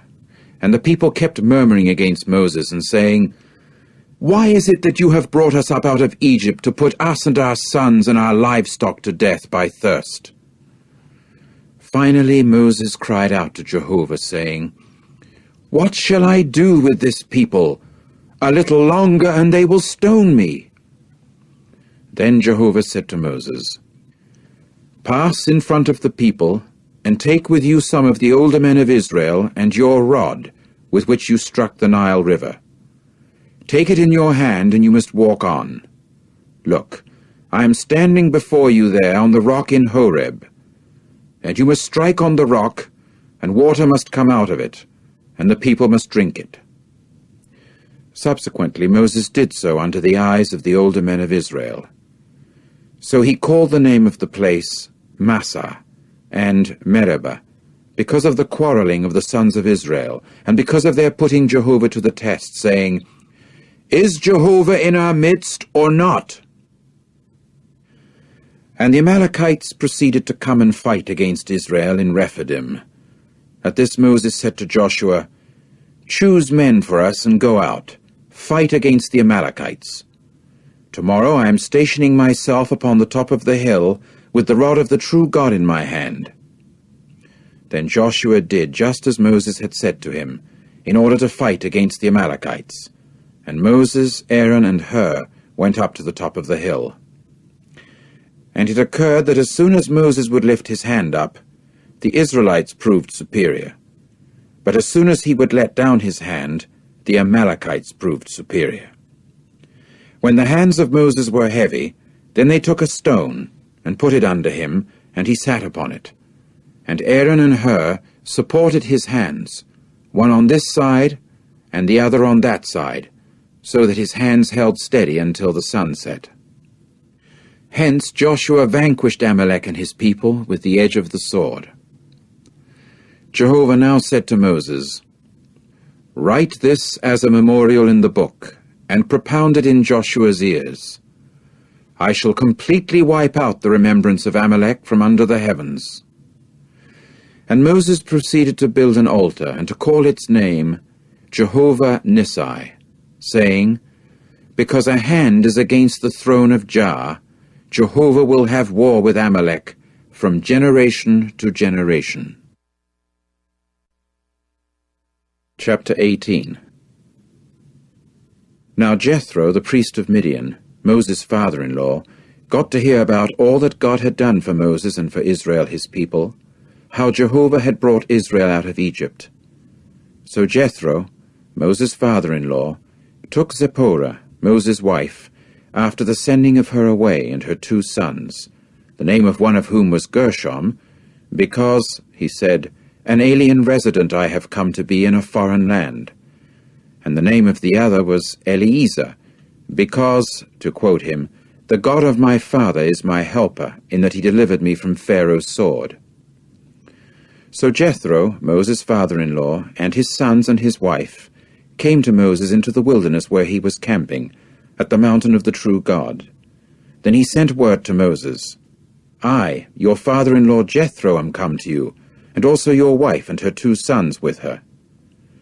At once Moses went on out to meet his father-in-law, and he proceeded to prostrate himself and to kiss him, and they each one began asking how the other was getting along. After that they went into the tent. And Moses went to relating to his father-in-law all that Jehovah had done to Pharaoh in Egypt on account of Israel, and all the hardship that had befallen them in the way, and yet Jehovah was delivering them. Then Jethro felt glad over all the good that Jehovah had done for Israel, in that he had delivered them from the hand of Egypt. Consequently Jethro said, "Blessed be Jehovah, who has delivered you from the hand of Egypt, and from the hand of Pharaoh, and who has delivered the people from under the hand of Egypt. Now I do know that Jehovah is greater than all the other gods, by reason of this affair in which they acted presumptuously against them." Then Jethro, Moses' father-in-law, took a burnt offering and sacrifices for God, and Aaron and all the older men of Israel came to eat bread with Moses' father-in-law before the true God. And it came about on the next day that Moses sat down as usual to serve as judge for the people, and the people kept standing before Moses from the morning till the evening. And Moses' father-in-law got to see all that he was doing for the people. So he said, "What kind of business is this that you are doing for the people? Why do you alone continue sitting, and all the people continue taking their stand before you from morning till evening?" Then Moses said to his father-in-law, "Because the people keep coming to me to inquire of God. In the event that they have a case arise, it must come to me, and I must judge between the one party and the other, and I must make known the decisions of the true God and his laws." At this Moses' father-in-law said to him, "It is not good the way you are doing. You will surely wear out both you and this people who are with you, because this business is too big a load for you. You are unable to do it by yourself. Now listen to my voice. I shall advise you, and God will prove to be with you. You yourself serve as representative for the people before the true God, and you yourself must bring the cases to the true God. And you must warn them of what the regulations and the laws are, and you must make known to them the way in which they should walk, and the work that they should do. But you yourself should select out of all the people capable men, fearing God, trustworthy men, hating unjust profit. And you must set these over them as chiefs over thousands, chiefs over hundreds, chiefs over 50s, and chiefs over 10s. And they must judge the people on every proper occasion. And it must occur that every big case they will bring to you, but every small case they themselves will handle as judges. So make it lighter for yourself, and they must carry the load with you. If you do this very thing, and God has commanded you, you will then certainly be able to stand it, and, besides, this people will all come to their own place in peace." Immediately Moses listened to the voice of his father-in-law and did all that he had said. And Moses proceeded to choose capable men out of all Israel, and to give them positions as heads over the people, as chiefs of thousands, chiefs of hundreds, chiefs of 50s, and chiefs of 10s. And they judged the people on every proper occasion. A hard case they would bring to Moses, but every small case they themselves would handle as judges. After that, Moses saw his father-in-law off, and he went his way to his land. Chapter 19. In the 3rd month after the sons of Israel came out of the land of Egypt, on the same day they came into the wilderness of Sinai. And they proceeded to pull away from Rephidim, and to come into the wilderness of Sinai, and to encamp in the wilderness. And Israel went camping there in front of the mountain. And Moses went up to the true God, and Jehovah began to call to him out of the mountain, saying, "This is what you are to say to the house of Jacob, and to tell the sons of Israel. You yourselves have seen what I did to the Egyptians, that I might carry you on wings of eagles, and bring you to myself. And now, if you will strictly obey my voice, and will indeed keep my covenant, then you will certainly become my special property out of all other peoples, because the whole earth belongs to me. And you yourselves will become to me a kingdom of priests and a holy nation. These are the words that you are to say to the sons of Israel." So Moses came and called the older men of the people and set before them all these words that Jehovah had commanded him. After that all the people answered unanimously and said, "All that Jehovah has spoken, we are willing to do." Immediately Moses took back the words of the people to Jehovah. At this Jehovah said to Moses, "Look, I am coming to you in a dark cloud, in order that the people may hear when I speak with you, and that in you also they may put faith to time indefinite." Then Moses reported the words of the people to Jehovah. And Jehovah went on to say to Moses, "Go to the people, and you must sanctify them today and tomorrow, and they must wash their mantles. And they must prove ready for the third day, because on the third day Jehovah will come down before the eyes of all the people upon Mount Sinai. And you must set bounds for the people round about, saying, Guard yourselves against going up into the mountain, and do not touch the edge of it. Anybody touching the mountain will positively be put to death. No hand is to touch him, because he will positively be stoned, or will positively be shot through. Whether beast or man, he will not live. At the blowing of the ram's horn, they themselves may come up to the mountain." Then Moses went down from the mountain to the people, and he set about sanctifying the people, and they engaged in washing their mantles. Accordingly he said to the people, "Get ready during the 3 days. Do not you men come near woman." And on the third day, when it became morning, it came about that thunders and lightnings began occurring, and a heavy cloud upon the mountain, and a very loud sound of a horn, so that all the people who were in the camp began to tremble. Moses now brought the people out of the camp to meet the true God, and they went taking their stand at the base of the mountain. And Mount Sinai smoked all over, due to the fact that Jehovah came down upon it in fire, and its smoke kept ascending like the smoke of a kiln, and the whole mountain was trembling very much. When the sound of the horn became continually louder and louder, Moses began to speak, and the true God began to answer him with a voice. So Jehovah came down upon Mount Sinai to the top of the mountain. Then Jehovah called Moses to the top of the mountain, and Moses went on up. Jehovah now said to Moses, "Go down, warn the people, that they do not try to break through to Jehovah to take a look, and many of them have to fall. And let the priests also, who regularly come near to Jehovah, sanctify themselves, that Jehovah may not break out upon them." At this Moses said to Jehovah, "The people are not able to come up to Mount Sinai, because you yourself already warned us, saying, 'Set bounds for the mountain and make it sacred.'" However, Jehovah said to him, "Go, descend, and you must come up, you and Aaron with you. But let not the priests and the people break through to come up to Jehovah, that he may not break out upon them." Accordingly, Moses descended to the people and told them. Chapter 20. And God proceeded to speak all these words, saying, "I am Jehovah your God, who have brought you out of the land of Egypt, out of the house of slaves. You must not have any other gods against my face.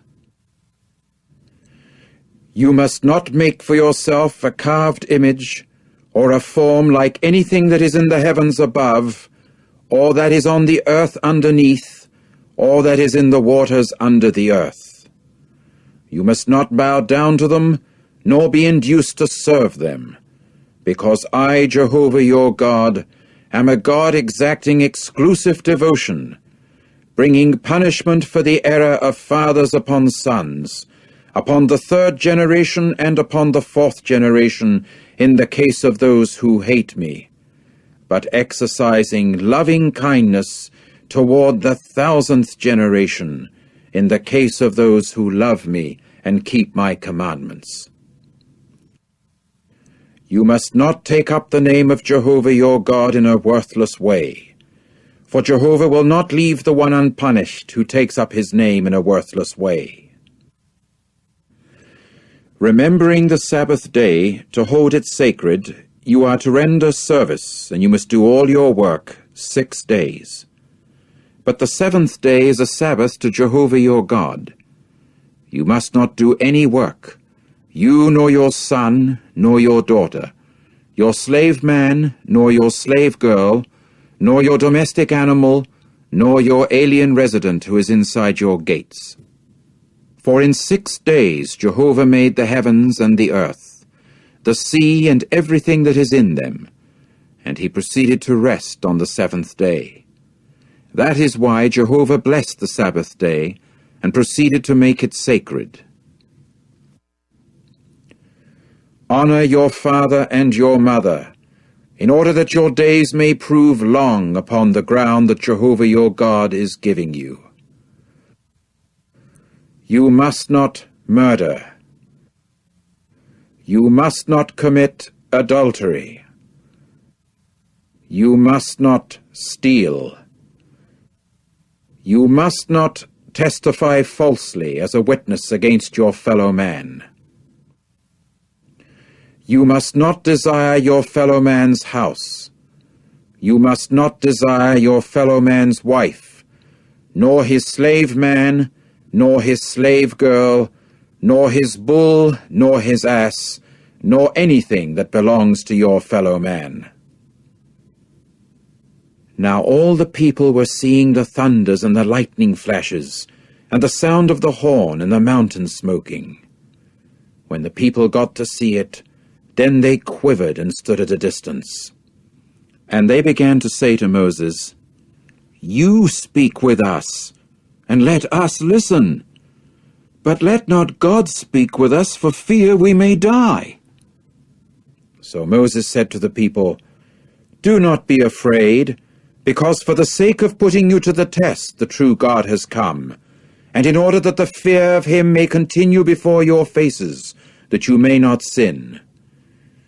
And the people kept standing at a distance, but Moses went near to the dark cloud mass where the true God was. And Jehovah went on to say to Moses, "This is what you are to say to the sons of Israel. You yourselves have seen that it was from the heavens I spoke with you. You must not make along with me gods of silver, and you must not make gods of gold for yourselves. An altar of ground you are to make for me, and you must sacrifice upon it your burnt offerings and your communion sacrifices, your flock and your herd. In every place where I shall cause my name to be remembered, I shall come to you, and shall certainly bless you. And if you should make an altar of stones for me, you must not build them as hewn stones. In the event that you do wield your chisel upon it, then you will profane it. And you must not go up by steps to my altar, that your private parts may not be exposed upon it." Chapter 21.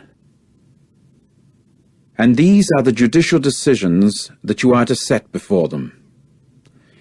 In case you should buy a Hebrew slave, he will be a slave 6 years, but in the 7th he will go out as one set free without charge. If he should come in by himself he will go out. If he is the owner of a wife, then his wife must go out with him. If his master should give him a wife, and she does bear him sons or daughters, the wife and her children will become her master's, and he will go out by himself. But if the slave should insistently say, "I really love my master, my wife, and my sons. I do not want to go out as one set free," then his master must bring him near to the true God, and must bring him up against the door or the doorpost, and his master must pierce his ear through with an awl, and he must be his slave to time indefinite. And in case a man should sell his daughter as a slave girl, she will not go out in the way that the slave men go out. If she is displeasing in the eyes of her master, so that he does not designate her as a concubine, but causes her to be redeemed, he will not be entitled to sell her to a foreign people in his treacherously dealing with her. And if it should be to his son that he designates her, he is to do to her according to the due right of daughters. If he should take another wife for himself, her sustenance, her clothing, and her marriage due are not to be diminished. If he will not render these 3 things to her, then she must go out for nothing, without money. One who strikes a man so that he actually dies is to be put to death without fail. But where one does not lie in wait, and the true God lets it occur at his hand, then I must fix for you a place where he can flee. And in case a man becomes heated against his fellow to the point of killing him with craftiness, you are to take him, even from being at my altar, to die. And one who strikes his father and his mother is to be put to death without fail. And one who kidnaps a man, and who actually sells him, or in whose hand he has been found, is to be put to death without fail. And one who calls down evil upon his father and his mother is to be put to death without fail. And in case men should get into a quarrel, and one does strike his fellow with a stone or a hoe, and he does not die, but must keep to his bed, if he gets up and does walk about out of doors upon some support of his, then the one who struck him must be free from punishment. He will make compensation only for the time lost from that one's work, until he gets him completely healed. And in case a man strikes his slave man or his slave girl with a stick, and that one actually dies under his hand, that one is to be avenged without fail. However, if he lingers for a day or 2 days, he is not to be avenged, because he is his money.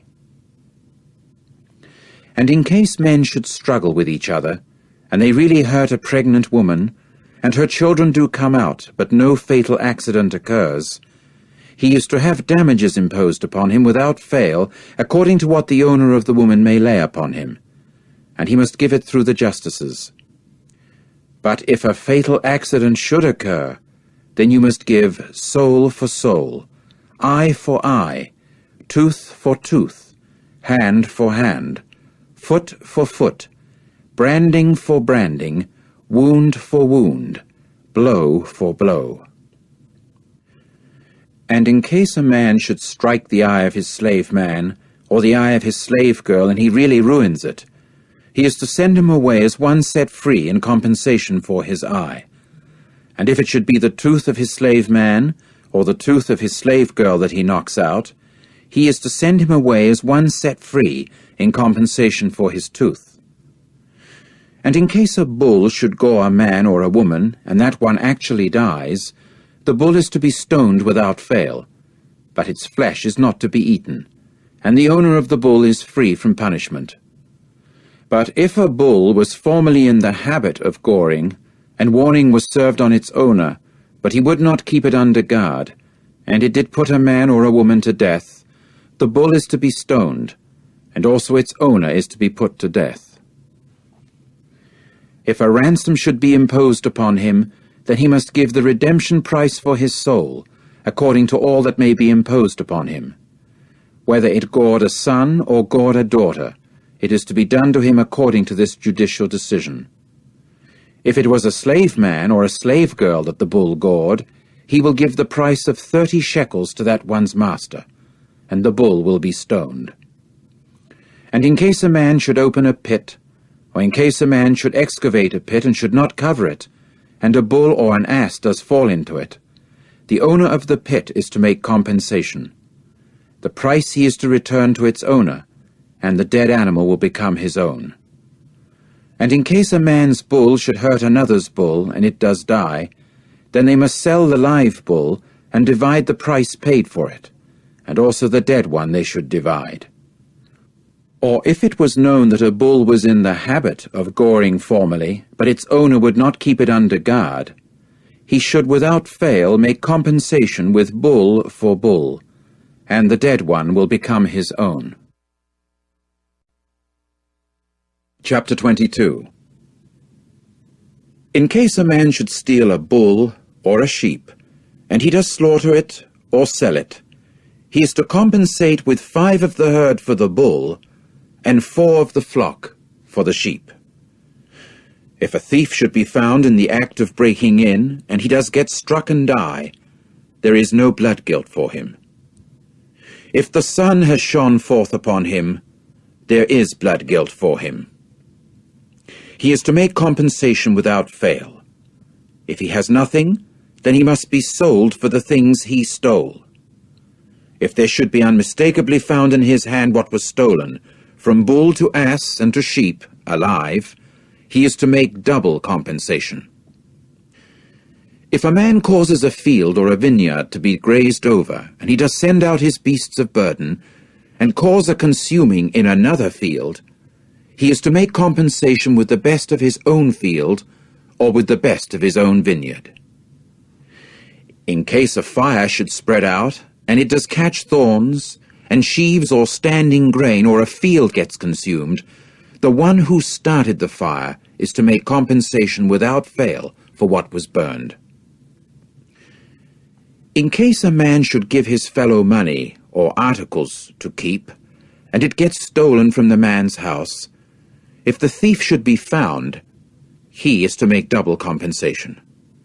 If the thief should not be found, then the owner of the house must be brought near to the true God, to see whether he did not put his hand upon the goods of his fellow. As regards any case of transgression concerning a bull, an ass, a sheep, a garment, anything lost of which he may say, "This is it," the case of them both is to come to the true God. The one whom God will pronounce wicked is to make double compensation to his fellow.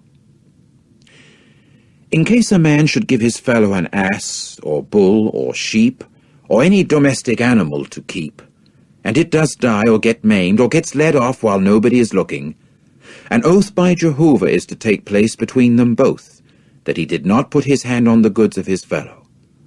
And their owner must accept it, and the other is not to make compensation.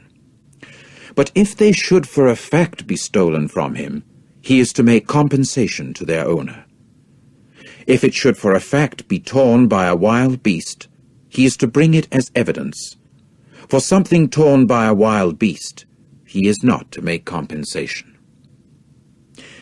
But in case anybody should ask for something of his fellow, and it does get maimed or die while its owner is not with it, he is to make compensation without fail. If its owner is with it, he is not to make compensation. If it is hired, it must come in its hire. Now in case a man seduces a virgin who is not engaged, and he actually lies down with her, he is to obtain her without fail as his wife for the purchase price. If her father flatly refuses to give her to him, he is to pay over the money at the rate of purchase money for virgins. You must not preserve a sorceress alive. Anyone lying down with a beast is positively to be put to death. One who sacrifices to any gods but Jehovah alone is to be devoted to destruction. And you must not maltreat an alien resident or oppress him, for you people became alien residents in the land of Egypt. You people must not afflict any widow or fatherless boy.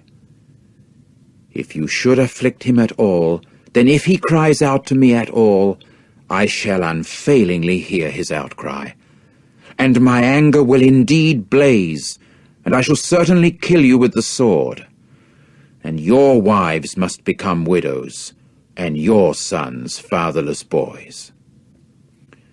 If you should lend money to my people, to the afflicted alongside you, you must not become like a usurer to him. You must not lay interest upon him. If you should at all seize the garment of your fellow as a pledge, you are to return it to him at the setting of the sun, for it is his only covering. It is his mantle for his skin. In what will he lie down? And it must occur that he will cry out to me, and I shall certainly hear, because I am gracious. You must not call down evil upon God, nor curse a chieftain among your people. Your full produce and the overflow of your press you must not give hesitantly. The firstborn of your sons you are to give to me. The way you are to do with your bull and your sheep is this: 7 days it will continue with its mother. On the 8th day you are to give it to me. And you should prove yourselves holy men to me. And you must not eat flesh in the field that is something torn by a wild beast. You should throw it to the dogs. Chapter 23. You must not take up an untrue report. Do not cooperate with a wicked one by becoming a witness who schemes violence. You must not follow after the crowd for evil ends, and you must not testify over a controversy so as to turn aside with the crowd in order to pervert justice. As for the lowly one, you must not show preference in a controversy of his. Should you come upon your enemy's bull or his ass going astray, you are to return it without fail to him.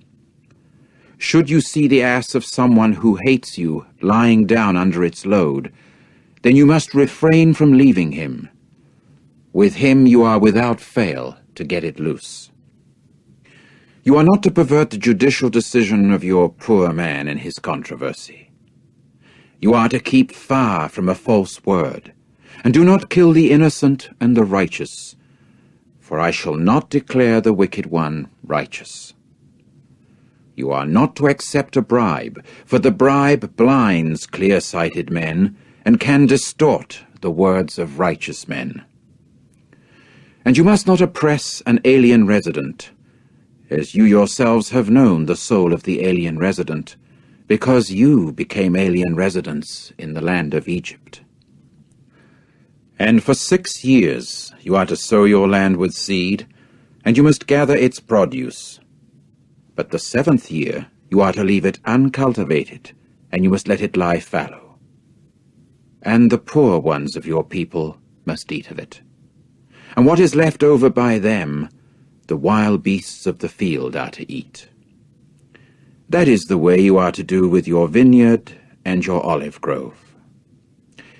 6 days you are to do your work, but on the 7th day you are to desist, in order that your bull and your ass may rest, and the son of your slave girl and the alien resident may refresh themselves.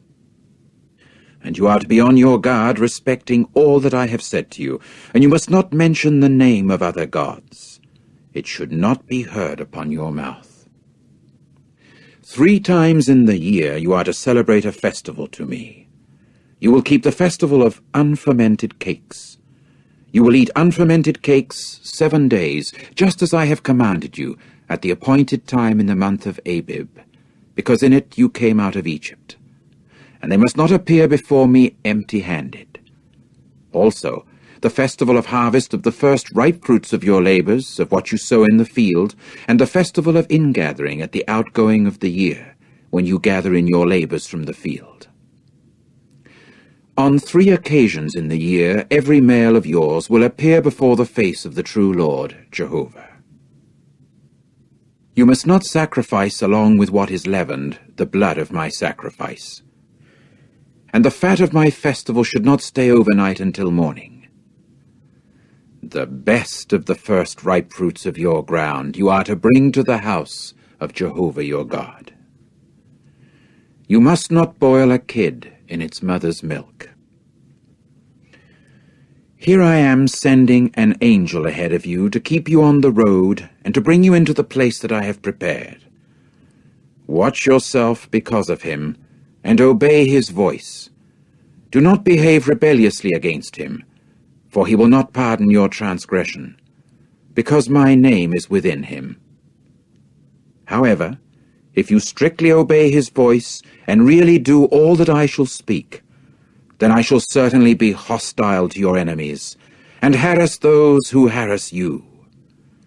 For my angel will go ahead of you, and will indeed bring you to the Amorites, and the Hittites, and the Perizzites, and the Canaanites, the Hivites, and the Jebusites, and I shall certainly efface them. You must not bow down to their gods, or be induced to serve them, and you must not make anything like their works. But you will without fail throw them down, and you will without fail break down their sacred pillars. And you must serve Jehovah your God, and he will certainly bless your bread and your water. And I shall indeed turn malady away from your midst. Neither a woman suffering an abortion, nor a barren woman will exist in your land. I shall make the number of your days full. And I shall send the fright of me ahead of you, and I shall certainly throw into confusion all the people among whom you come, and I shall indeed give the back of the neck of all your enemies to you. And I will send the feeling of dejection ahead of you, and it will simply drive the Hivites, the Canaanites, and the Hittites out from before you. I shall not drive them out from before you in 1 year, that the land may not become a desolate waste, and the wild beasts of the field really multiply against you. Little by little I shall drive them out from before you, until you become fruitful and really take possession of the land. And I will fix your boundary from the Red Sea to the Sea of the Philistines, and from the wilderness to the river, because I shall give into your hand the inhabitants of the land, and you will certainly drive them out from before yourself.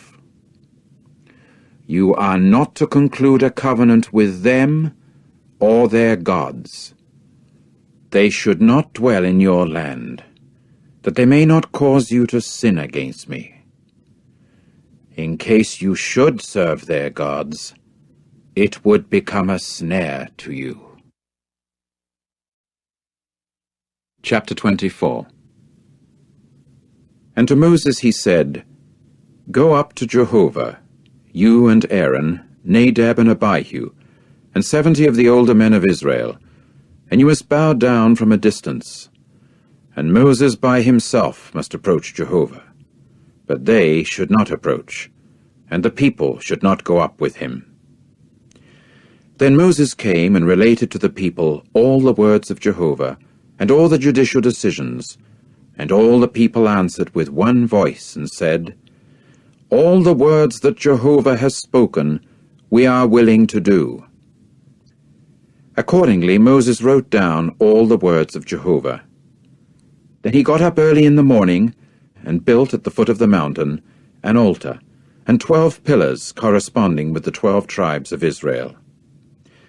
After that he sent young men of the sons of Israel, and they offered up burnt offerings and sacrificed bulls as sacrifices, as communion sacrifices to Jehovah.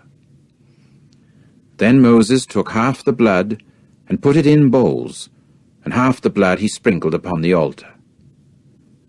Finally he took the book of the covenant and read it in the ears of the people. Then they said, All that Jehovah has spoken, we are willing to do, and be obedient.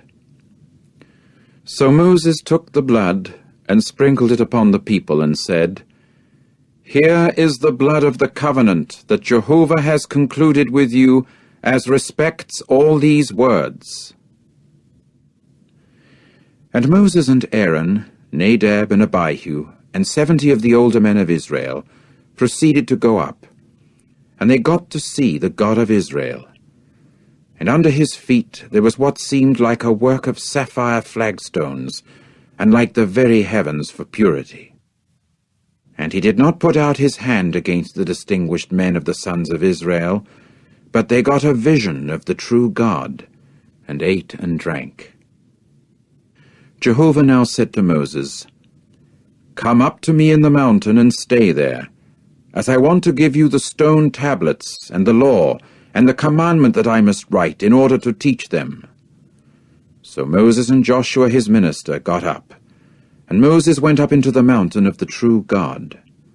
But to the older men he had said, "You wait for us in this place until we return to you. And look, Aaron and Hur are with you. Whoever has a case at law, let him approach them." Thus Moses went up into the mountain, while the cloud was covering the mountain. And Jehovah's glory continued to reside upon Mount Sinai, and the cloud continued to cover it for 6 days. At length, on the 7th day, he called to Moses from the midst of the cloud. And to the eyes of the sons of Israel, the sight of Jehovah's glory was like a devouring fire on the mountain top. Then Moses entered into the midst of the cloud, and went on up the mountain. And Moses continued in the mountain 40 days and 40 nights. Chapter 25. And Jehovah proceeded to speak to Moses, saying, "Speak to the sons of Israel, that they may take up a contribution for me. From every man whose heart incites him, you people are to take up the contribution of mine. And this is the contribution that you are to take up from them: gold and silver and copper, and blue thread and wool dyed reddish purple, and caucus scarlet material, and fine linen, and goat's hair, and ram skins dyed red, and seal skins and acacia wood, oil for the luminary, balsam oil for the anointing oil, and for perfumed incense, and onyx stones and setting stones for the ephod and for the breastpiece. And they must make a sanctuary for me, as I must tabernacle in the midst of them, according to all that I am showing you as the pattern of the tabernacle and pattern of all its furnishings. That is the way you are to make it. And they must make an ark of acacia wood, 2½ cubits its length, and 1.5 cubits its width, and 1.5 cubits its height. And you must overlay it with pure gold. Inside and outside you are to overlay it. And you must make a border of gold round about upon it. And you must cast 4 rings of gold for it, and put them above its 4 feet, with 2 rings upon the one side of it, and 2 rings upon its other side. And you must make poles of acacia wood, and overlay them with gold. And you must put the poles through the rings upon the sides of the ark, in order to carry the ark with them. In the rings of the ark the poles are to stay. They are not to be removed from it. And you must place in the ark the testimony that I shall give you. And you must make a cover of pure gold, 2½ cubits its length, and 1.5 cubits its width. And you must make 2 cherubs of gold. Of hammered work you are to make them, on both ends of the cover. And make 1 cherub on this end, and 1 cherub on that end. On the cover you are to make the cherubs at its 2 ends. And the cherubs must be spreading out their 2 wings upward, screening over the cover with their wings, with their faces one toward the other. Toward the cover the faces of the cherubs should be. And you must place the cover above upon the ark, and in the ark you will place the testimony that I shall give you.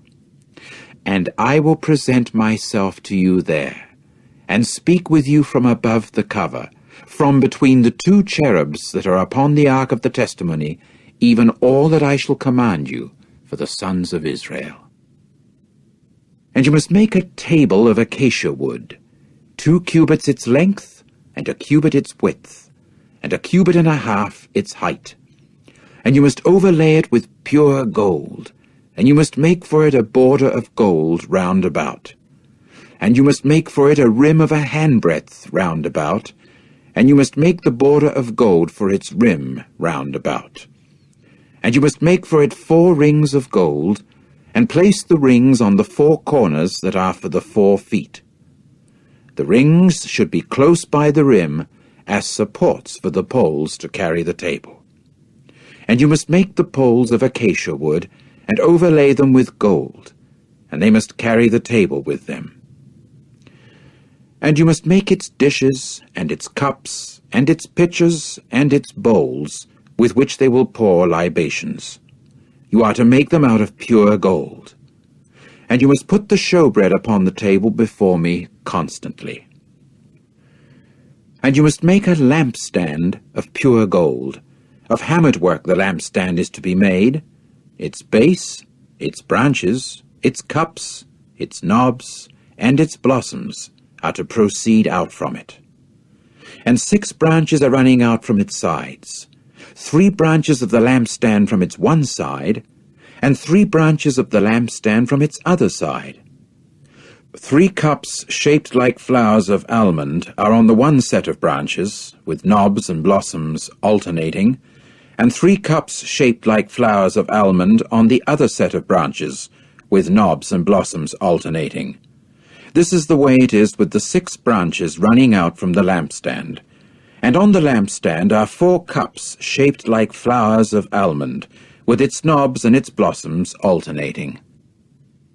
And the knob under 2 branches is out of it, and the knob under the 2 other branches is out of it, and the knob under 2 more branches is out of it, for the 6 branches running out from the lampstand. Their knobs and their branches are to proceed out from it. All of it is one piece of hammered work, of pure gold. And you must make 7 lamps for it, and the lamps must be lit up, and they must shine upon the area in front of it. And its snuffers and its fire holders are of pure gold. Of a talent of pure gold he should make it with all these utensils of it. And see that you make them after their pattern that was shown to you in the mountain. Chapter 26. And the tabernacle you are to make of 10 tent cloths, of fine twisted linen and blue thread and wool dyed reddish purple and copper scarlet material. With cherubs, the work of an embroiderer, you will make them. The length of each tent cloth is 28 cubits, and the width of each tent cloth is 4 cubits. There is one measure for all the tent cloths. 5 tent cloths are to form a series with the one joined to the other, and 5 tent cloths a series with the one joined to the other. And you must make loops of blue thread upon the edge of the one tent cloth at the end of the series, and you are to do the same upon the edge of the outermost tent cloth at the other place of junction. You will make 50 loops on the one tent cloth, and 50 loops you will make on the extremity of the tent cloth that is at the other place of junction, the loops being opposite one to the other. And you must make 50 hooks of gold, and join the tent cloths one to the other by means of the hooks, and it must become one tabernacle. And you must make cloths of goat's hair for the tent upon the tabernacle. You will make 11 tent cloths. The length of each tent cloth is 30 cubits, and the width of each tent cloth is 4 cubits. There is one measure for the 11 tent cloths, and you must join 5 tent cloths by themselves, and 6 tent cloths by themselves, and you must fold double the 6th tent cloth at the forefront of the tent. And you must make 50 loops upon the edge of the one tent cloth, the outermost one in the series, and 50 loops upon the edge of the tent cloth at the other place of junction. And you must make 50 hooks of copper, and put the hooks in the loops and join the tent together, and it must become one. And what remains over of the cloths of the tent is an overhanging. Half of the tent cloth that remains over is to hang over the back of the tabernacle. And the cubit on this side, and the cubit on that side, in what remains over in the length of the cloths of the tent, will serve as an overhanging on the sides of the tabernacle, to cover it on this side and on that. And you must make a covering for the tent of ram skins dyed red, and a covering of sealskins up on top. And you must make the panel frames for the tabernacle of acacia wood, standing on end. 10 cubits is the length of a panel frame, and 1.5 cubits is the width of each panel frame. Each panel frame has 2 tenons joined one to the other. That is the way you will do with all the panel frames of the tabernacle. And you must make the panel frames for the tabernacle 20 panel frames for the side toward the Negeb, to the south. And you will make 40 socket pedestals of silver under the 20 panel frames, 2 socket pedestals under the one panel frame with its 2 tenons, and 2 socket pedestals under the other panel frame with its 2 tenons. And for the other side of the tabernacle, the northern side, 20 panel frames, and there 40 socket pedestals of silver, 2 socket pedestals under the one panel frame, and 2 socket pedestals under the other panel frame. And for the rear sections of the tabernacle to the west, you will make 6 panel frames, and you will make 2 panel frames as corner posts of the tabernacle on its 2 rear sections, and they should be duplicates at the bottom, and together they should be duplicates up to the top of each one at the first ring. That is the way it should be for the 2 of them. They will serve as 2 corner posts. And there must be 8 panel frames and their socket pedestals of silver, 16 pedestals, 2 socket pedestals under the one panel frame, and 2 socket pedestals under the other panel frame. And you must make bars of acacia wood, 5 for the panel frames of the one side of the tabernacle, and 5 bars for the panel frames of the other side of the tabernacle, and 5 bars for the panel frames of the side of the tabernacle for the 2 rear sections to the west. And the middle bar at the center of the panel frames is running through from end to end. And you will overlay the panel frames with gold, and their rings you will make of gold as supports for the bars, and you must overlay the bars with gold. And you must set up the tabernacle according to the plan of it that you have been shown in the mountain. And you must make a curtain of blue thread and wool dyed reddish purple and copper scarlet material and fine twisted linen. He will make it with cherubs, the work of an embroiderer. And you must put it upon 4 pillars of acacia overlaid with gold. Their pegs are of gold. They are upon 4 socket pedestals of silver. And you must put the curtain under the hooks, and bring the ark of the testimony there within the curtain. And the curtain must make a division for you between the holy and the most holy. And you must put the cover upon the ark of the testimony in the most holy. And you must set the table outside the curtain, and the lampstand opposite the table on the side of the tabernacle toward the south. And the table you will put on the north side.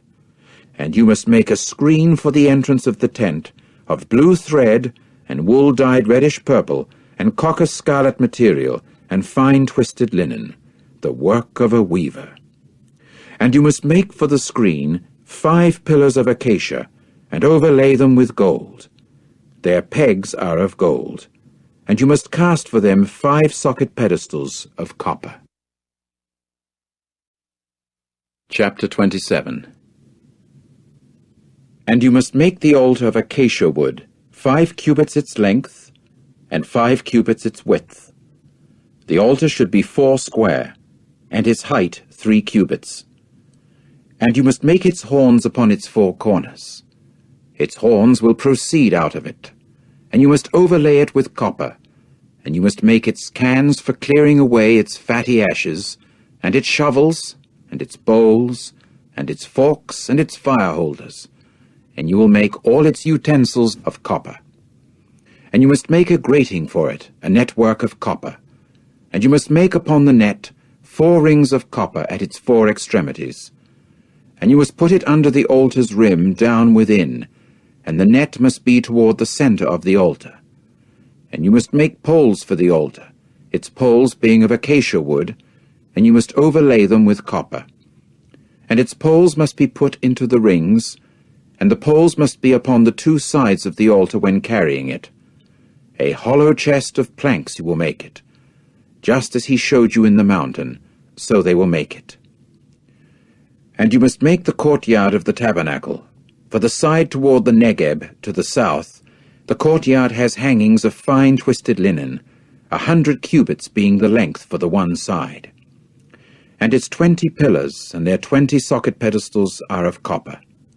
The pegs of the pillars and their joints are of silver.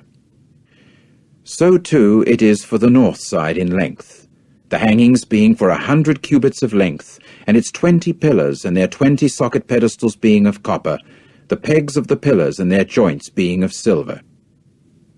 As for the width of the courtyard on the west side, the hangings are of 50 cubits, their pillars being 10, and their socket pedestals 10. And the width of the courtyard on the east side toward the sun rising is 50 cubits, and there are 15 cubits of hangings to one side, their pillars being 3, and their socket pedestals 3.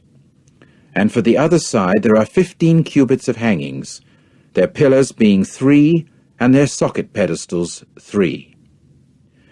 And for the gate of the courtyard there is a screen 20 cubits long, of blue thread, and wool dyed reddish-purple, and copper scarlet material, and fine twisted linen, the work of a weaver, their pillars being 4, and their socket pedestals 4.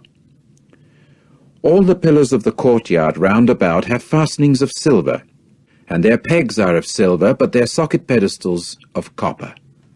The length of the courtyard is 100 cubits, and the width 50 cubits, and the height 5 cubits of fine twisted linen, and their socket pedestals being of copper. And all the utensils of the tabernacle in all its service, and all its tent pins, and all the pins of the courtyard are of copper. As for you, you are to command the sons of Israel that they get for you pure beaten olive oil for the luminary, in order to light up the lamps constantly. In the tent of meeting, outside the curtain that is by the testimony, Aaron and his sons will set it in order from evening till morning before Jehovah. It is a statute to time indefinite for their generations, to be performed by the sons of Israel. Chapter 28. And as for you, bring near to yourself Aaron your brother, and his sons with him, from the midst of the sons of Israel, that he may act as priest to me, Aaron, Nadab, and Abihu, Eleazar, and Ithamar, the sons of Aaron. And you must make holy garments for Aaron your brother, for glory and beauty.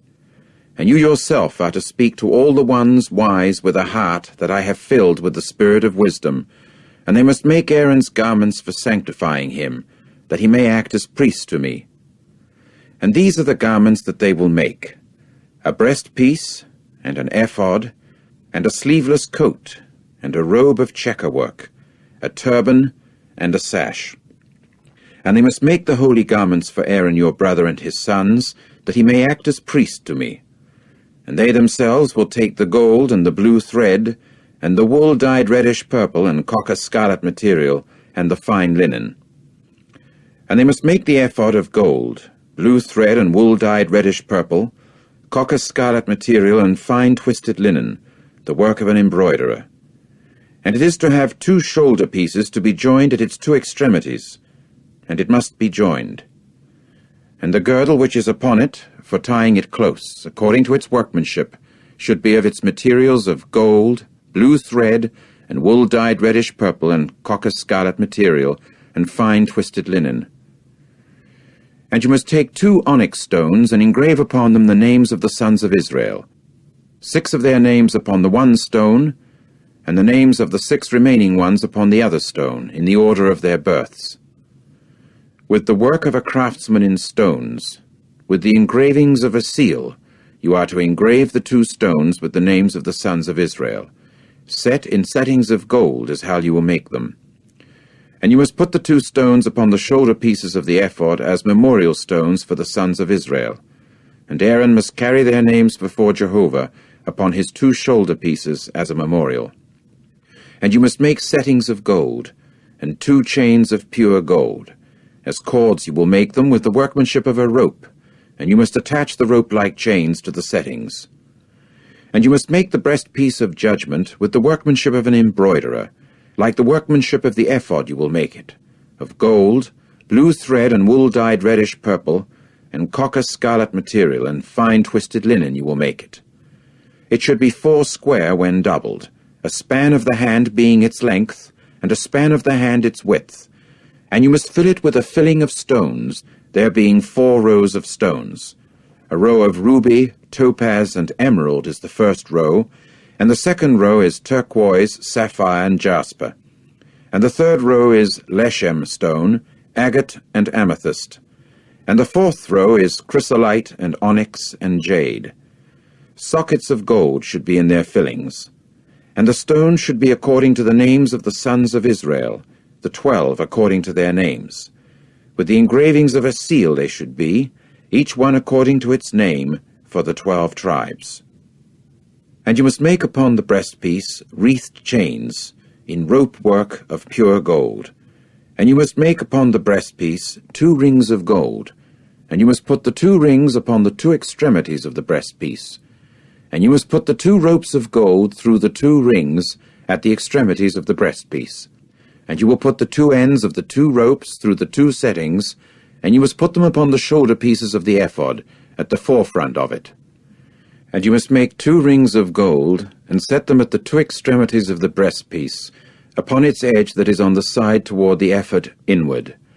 And you must make 2 rings of gold, and put them upon the 2 shoulder pieces of the ephod from below, on its forefront, near its place of joining, above the girdle of the ephod. And they will bind the breastpiece by its rings to the rings of the ephod with a blue string, that it may continue above the girdle of the ephod, and the breastpiece may not get displaced from on top the ephod. And Aaron must carry the names of the sons of Israel on the breastpiece of judgment over his heart, when he comes into the holy as a memorial before Jehovah constantly. And you must put the Urim and the Thummim into the breastpiece of judgment, and they must prove to be over Aaron's heart, when he comes in before Jehovah. And Aaron must carry the judgments of the sons of Israel over his heart before Jehovah constantly. And you must make the sleeveless coat of the ephod completely of blue thread, and there must be an opening at its top in the middle of it. Its opening should have a border round about, the product of a loom worker. Like the opening of a coat of mail it should be for it, that it may not be torn. And you must make upon the hem of it pomegranates of blue thread and wool-dyed reddish purple, and cocker scarlet material, upon its hem round about, and bells of gold in between them round about. A bell of gold and a pomegranate, a bell of gold and a pomegranate upon the hem of the sleeveless coat round about. And it must be upon Aaron that he may minister, and the sound from him must be heard when he goes into the sanctuary before Jehovah, and when he comes out, that he may not die. And you must make a shining plate of pure gold, and engrave upon it with the engravings of a seal, Holiness belongs to Jehovah. And you must fasten it with a blue string, and it must come to be upon the turban. On the forefront of the turban it should come to be. And it must come to be upon Aaron's forehead. And Aaron must answer for the error committed against the holy objects, which the sons of Israel will sanctify, that is to say, all their holy gifts, and it must stay upon his forehead constantly, to gain approval for them before Jehovah. And you must weave in checker work the robe of fine linen, and make a turban of fine linen, and you will make a sash, the work of a weaver. And for Aaron's sons you will make robes, and you must make sashes for them, and you will make headgears for them for glory and beauty. And with them you must clothe Aaron your brother and his sons with him, and you must anoint them, and fill their hand with power, and sanctify them, and they must act as priests to me. And make drawers of linen for them to cover the naked flesh. From the hips and to the thighs they are to extend.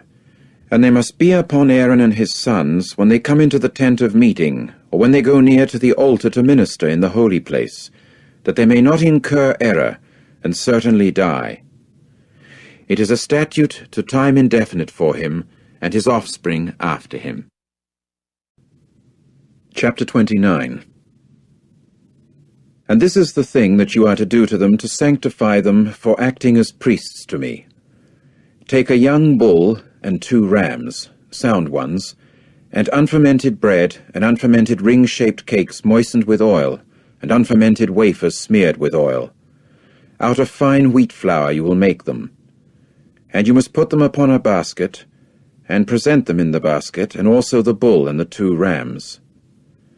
And you will present Aaron and his sons at the entrance of the tent of meeting, and you must wash them with water. Then you must take the garments and clothe Aaron with the robe and the sleeveless coat of the ephod, and with the ephod and the breastpiece. And you must tie it closely to him with the girdle of the ephod. And you must set the turban upon his head, and put the holy sign of dedication upon the turban. And you must take the anointing oil, and pour it upon his head, and anoint him. Then you will bring his sons near, and you must clothe them with the robes, and you must gird them with the sashes, Aaron as well as his sons, and you must wrap the headgear upon them, and the priesthood must become theirs as a statute to time indefinite. So you must fill the hand of Aaron and the hand of his sons with power. You must now present the bull before the tent of meeting, and Aaron and his sons must lay their hands upon the bull's head. And you must slaughter the bull before Jehovah at the entrance of the tent of meeting. And you must take some of the bull's blood, and put it with your finger upon the horns of the altar, and all the rest of the blood you will pour out at the base of the altar.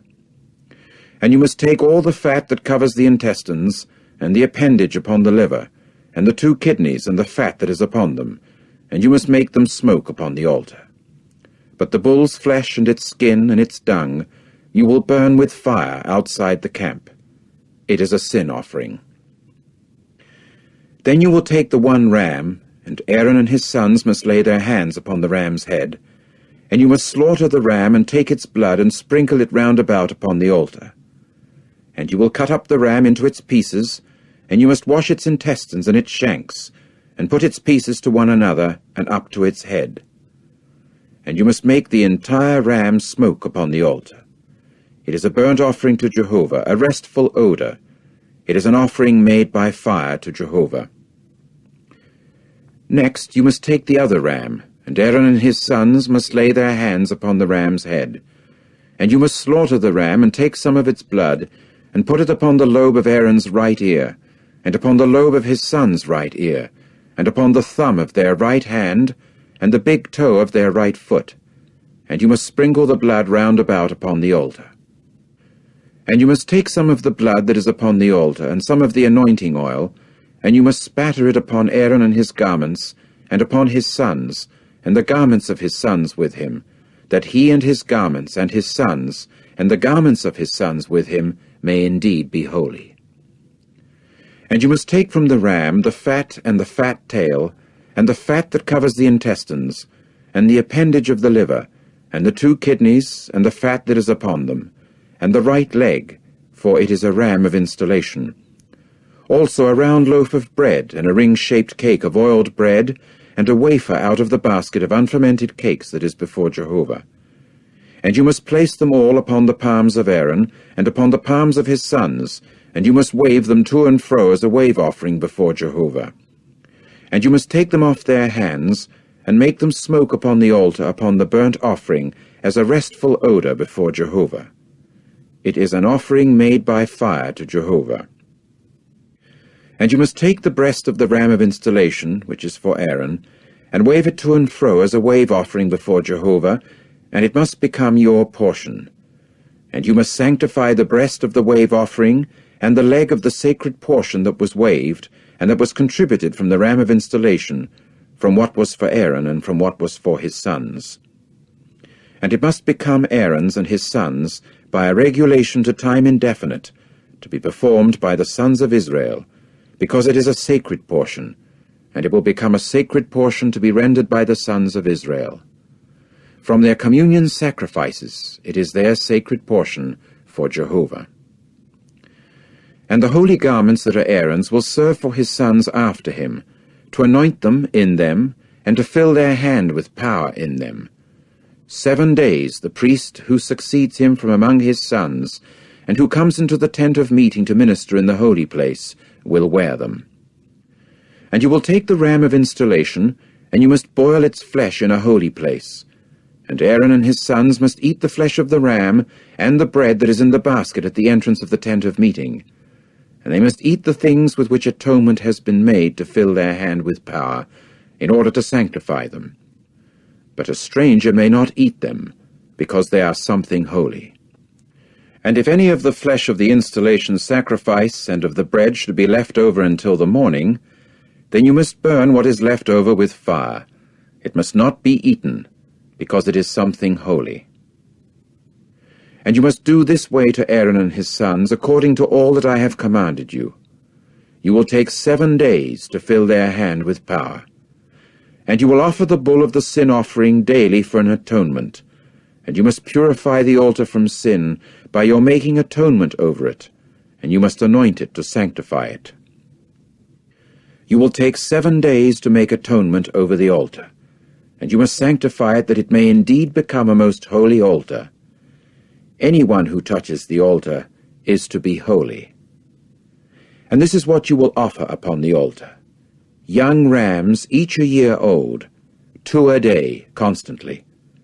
And you will offer the 1 young ram in the morning, and you will offer the other young ram between the 2 evenings, and 1/10 part of an ephah measure of fine flour, moistened with the 1/4 of a hin of beaten oil, and a drink offering of the 1/4 of a hin of wine, will go for the first young ram. And you will offer the 2nd young ram between the 2 evenings, with a grain offering like that of the morning, and with a drink offering like its. You will render it as a restful odor, an offering made by fire to Jehovah. It is a constant burnt offering throughout your generations, at the entrance of the tent of meeting, before Jehovah, where I shall present myself to you people, to speak to you there. And I will present myself there to the sons of Israel, and it will certainly be sanctified by my glory. And I will sanctify the tent of meeting and the altar, and I shall sanctify Aaron and his sons for them to act as priests to me. And I will tabernacle in the midst of the sons of Israel, and I will prove to be their God. And they will certainly know that I am Jehovah their God, who brought them out of the land of Egypt, that I may tabernacle in the midst of them. I am Jehovah their God. Chapter 30. And you must make an altar as a place for burning incense.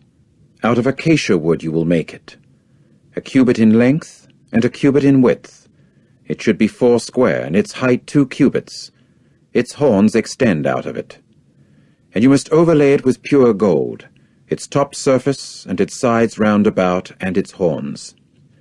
And you must make a border of gold round about for it. You will also make for it 2 rings of gold. Down below its border, upon 2 of its sides, you will make them, upon 2 opposite sides of it, as they must serve as supports for the poles with which to carry it. And you must make the poles of acacia wood, and overlay them with gold. And you must put it before the curtain that is near the ark of the testimony, before the cover that is over the testimony, where I shall present myself to you. And Aaron must make perfumed incense smoke upon it. Morning by morning, when he dresses the lamps, he will make it smoke. And when Aaron lights up the lamps between the 2 evenings, he will make it smoke. It is an incense constantly before Jehovah during your generations. You must not offer upon it illegitimate incense, or a burnt offering or a grain offering, and you must not pour a drink offering upon it. And Aaron must make atonement upon its horns once a year. With some of the blood of the sin offering of the atonement he will make atonement for it once a year during your generations. It is most holy to Jehovah. And Jehovah went on to speak to Moses, saying, Whenever you take the sum of the sons of Israel as a census of them, then they must each give a ransom for his soul to Jehovah when taking a census of them, that there may come to be no plague upon them when taking a census of them. This is what all those will give who pass over to those numbered: 1/2 shekel by the shekel of the holy place, 20 gerahs equal a shekel. 1/2 shekel is the contribution to Jehovah. Everyone passing over to those registered from 20 years old and upward will give Jehovah's contribution. The rich should not give more, and the lowly must not give less than the 1/2 shekel.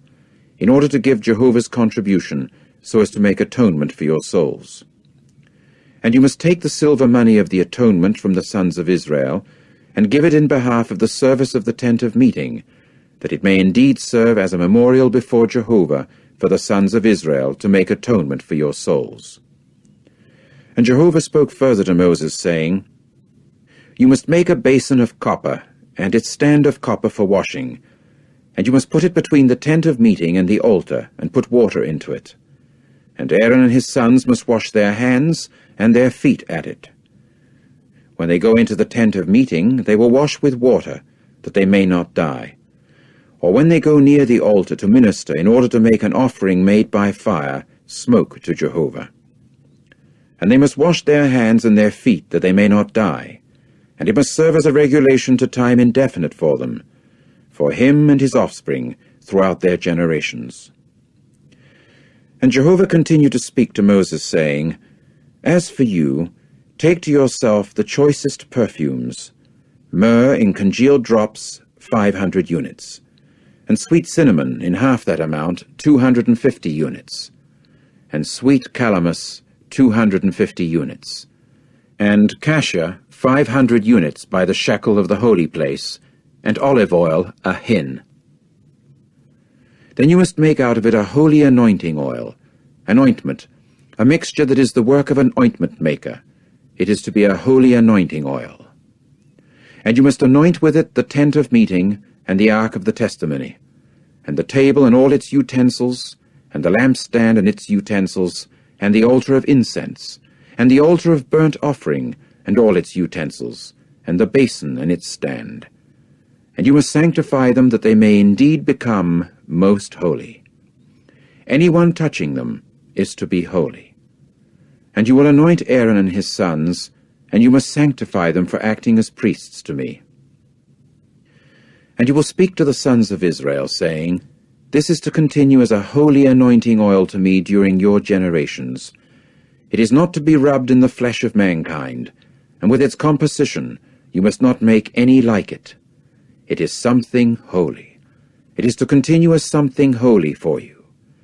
Anyone who makes an ointment like it, and who puts some of it upon a stranger, must be cut off from his people.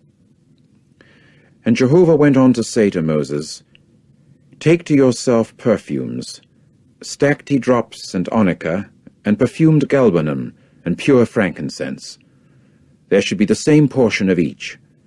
And you must make it into an incense, a spice mixture, the work of an ointment maker, salted, pure, something holy. And you must pound some of it into fine powder, and put some of it before the testimony in the tent of meeting, where I shall present myself to you. It should be most holy to you people. And the incense that you will make with this composition, you must not make for yourselves. For you it is to continue as something holy to Jehovah. Whoever makes any like it, to enjoy its smell, must be cut off from his people. Chapter 31. And Jehovah continued to speak to Moses, saying, See, I do call by name Bezalel, the son of Uri, the son of Hur, of the tribe of Judah. And I shall fill him with the Spirit of God in wisdom, and in understanding, and in knowledge, and in every kind of craftsmanship, for designing devices, for working in gold and silver and copper, and in working of stones to set them, and in working of wood to make products of every kind. As for me, look, I do put with him Oholiab, the son of Ahisamach of the tribe of Dan, and in the heart of every one wise of heart I do put wisdom, that they may indeed make everything I have commanded you, the tent of meeting, and the ark for the testimony, and the cover that is upon it, and all the utensils of the tent, and the table, and its utensils, and the lampstand of pure gold, and all its utensils, and the altar of incense, and the altar of burnt offering, and all its utensils, and the basin, and its stand, and the garments of knitted work, and the holy garments for Aaron the priest, and the garments of his sons for acting as priests, and the anointing oil, and the perfumed incense for the sanctuary. According to everything I have commanded you, they will do. And Jehovah said further to Moses, As for you, speak to the sons of Israel, saying, Especially my Sabbaths you are to keep, for it is a sign between me and you during your generations, that you may know that I, Jehovah, am sanctifying you. And you must keep the Sabbath, for it is something holy to you. A profaner of it will positively be put to death. In case there is anyone doing work on it, then that soul must be cut off from the midst of his people. 6 days may work be done, but on the 7th day is a Sabbath of complete rest. It is something holy to Jehovah. Anyone doing work on the Sabbath day will positively be put to death. And the sons of Israel must keep the Sabbath, so as to carry out the Sabbath during their generations. It is a covenant to time indefinite. Between me and the sons of Israel it is a sign to time indefinite, because in 6 days Jehovah made the heavens and the earth, and on the 7th day he rested, and proceeded to refresh himself. Now as soon as he had finished speaking with him on Mount Sinai, he proceeded to give Moses 2 tablets of the testimony, tablets of stone written on by God's finger. Chapter 32. Meanwhile, the people got to see that Moses was taking a long time about coming down from the mountain. So the people congregated themselves about Aaron and said to him, Get up, make for us a god who will go ahead of us, because as regards this Moses, the man who led us up out of the land of Egypt, we certainly do not know what has happened to him.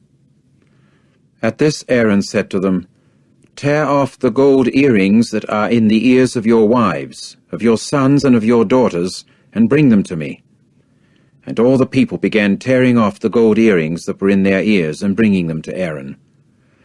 Then he took the gold from their hands, and he formed it with a graving tool, and proceeded to make it into a molten statue of a calf. And they began to say, This is your God, O Israel, who led you up out of the land of Egypt. When Aaron got to see this, he went to building an altar before it. Finally Aaron called out and said, There is a festival to Jehovah tomorrow. So on the next day they were early in rising, and they began offering up burnt offerings and presenting communion sacrifices. After that the people sat down to eat and drink. Then they got up to have a good time. Jehovah now said to Moses, Go, descend, because your people whom you led up out of the land of Egypt have acted ruinously. They have turned aside in a hurry from the way I have commanded them to go. They have made a molten statue of a calf for themselves, and keep bowing down to it and sacrificing to it, and saying, This is your God, O Israel, who led you up out of the land of Egypt. And Jehovah went on to say to Moses, I have looked at this people, and here it is a stiff-necked people. So now let me be, that my anger may blaze against them, and I may exterminate them, and let me make you into a great nation. And Moses proceeded to soften the face of Jehovah his God, and to say, Why, O Jehovah, should your anger blaze against your people, whom you brought out of the land of Egypt with great power and with a strong hand? Why should the Egyptians say, With evil intent he brought them out, in order to kill them among the mountains, and to exterminate them from the surface of the ground?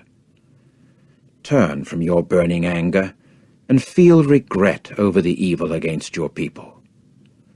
Remember Abraham, Isaac, and Israel, your servants, to whom you swore by yourself, in that you said to them, I shall multiply your seed like the stars of the heavens, and all this land that I have designated I shall give to your seed, that they may indeed take possession of it to time indefinite. And Jehovah began to feel regret over the evil that he had spoken of doing to his people.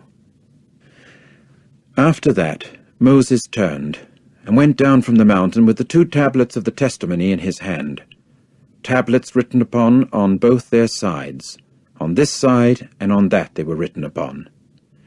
And the tablets were the workmanship of God, and the writing was the writing of God engraved upon the tablets. Joshua began to hear the noise of the people because of their shouting, and he proceeded to say to Moses, "There is a noise of battle in the camp." But he said, "It is not the sound of the singing over mighty performance, and it is not the sound of the singing of defeat. It is the sound of other singing that I am hearing." So it came about that as soon as he got near the camp and could see the calf and the dancers, Moses' anger began to blaze, and he at once threw the tablets from his hands and shattered them at the foot of the mountain. Then he took the calf that they had made, and he burnt it with fire, and crushed it till it was fine, after which he scattered it upon the surface of the waters, and made the sons of Israel drink it. After that Moses said to Aaron, "What did this people do to you, that you have brought a great sin upon it?" To this Aaron said, "Do not let the anger of my Lord blaze.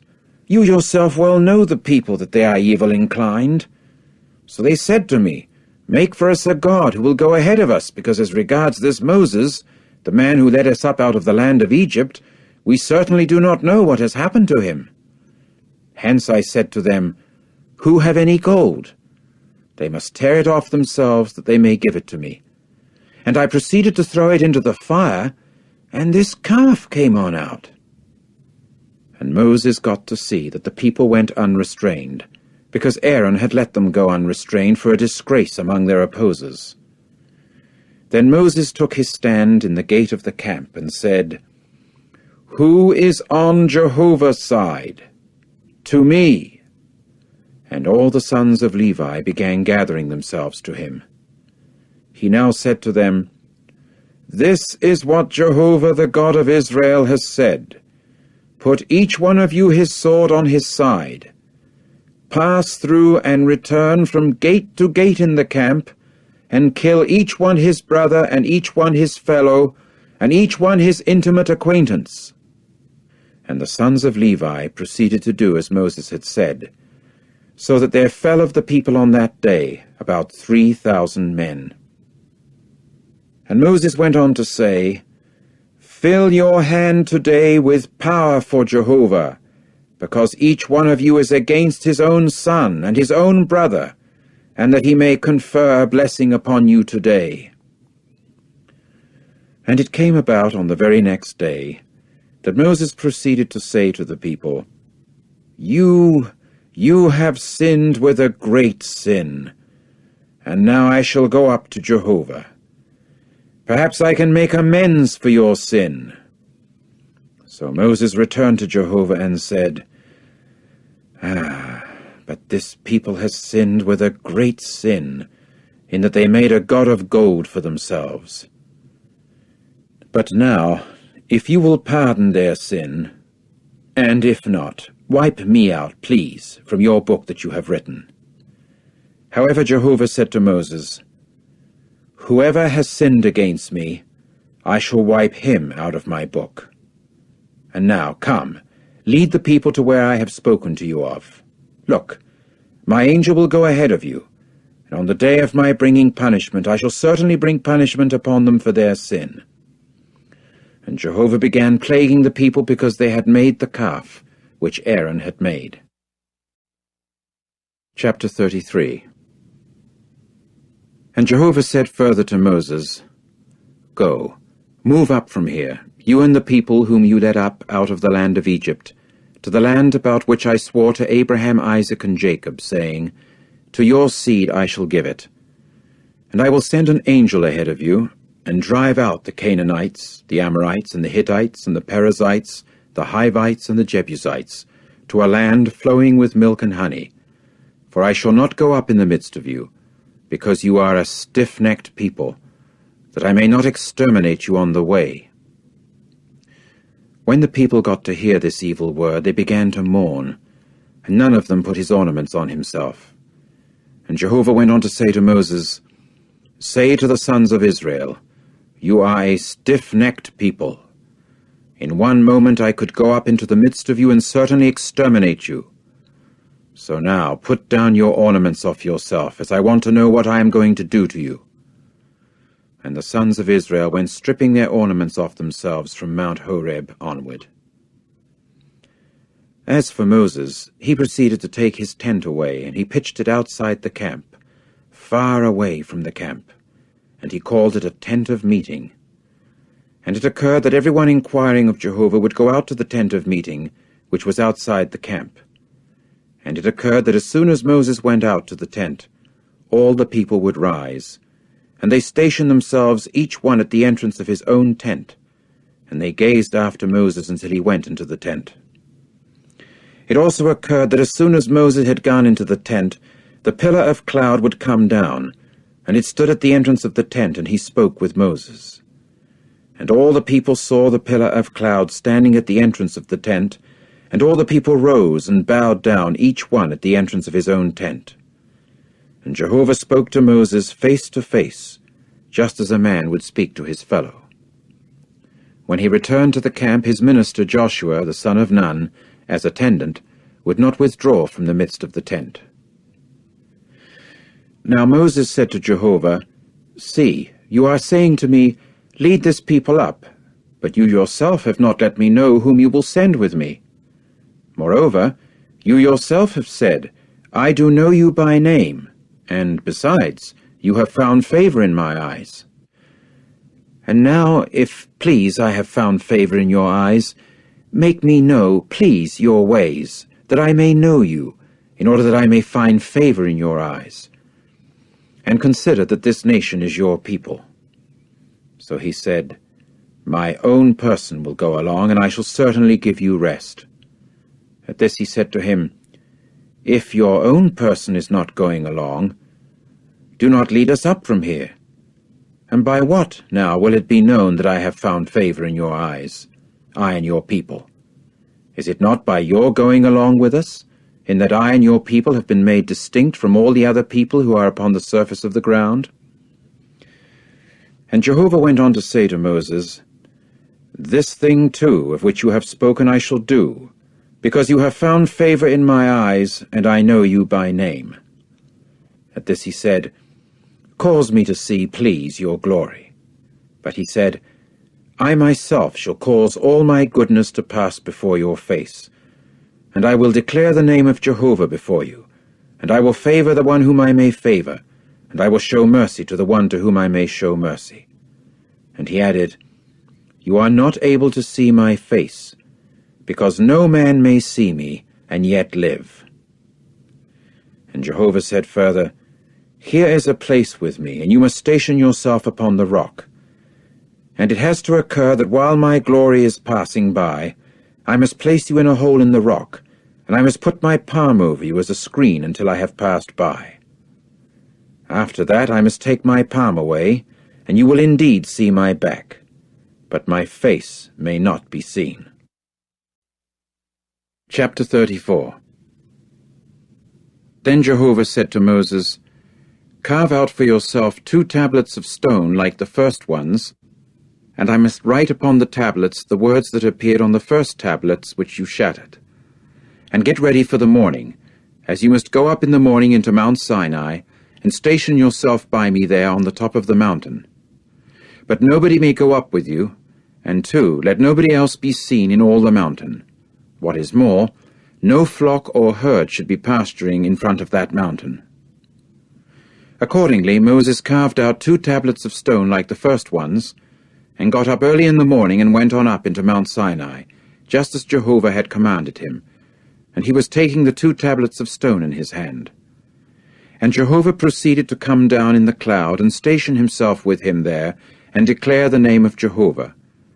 And Jehovah went passing by before his face, and declaring, "Jehovah, Jehovah, a God merciful and gracious, slow to anger, and abundant in loving kindness and truth, preserving loving kindness for thousands, pardoning error and transgression and sin.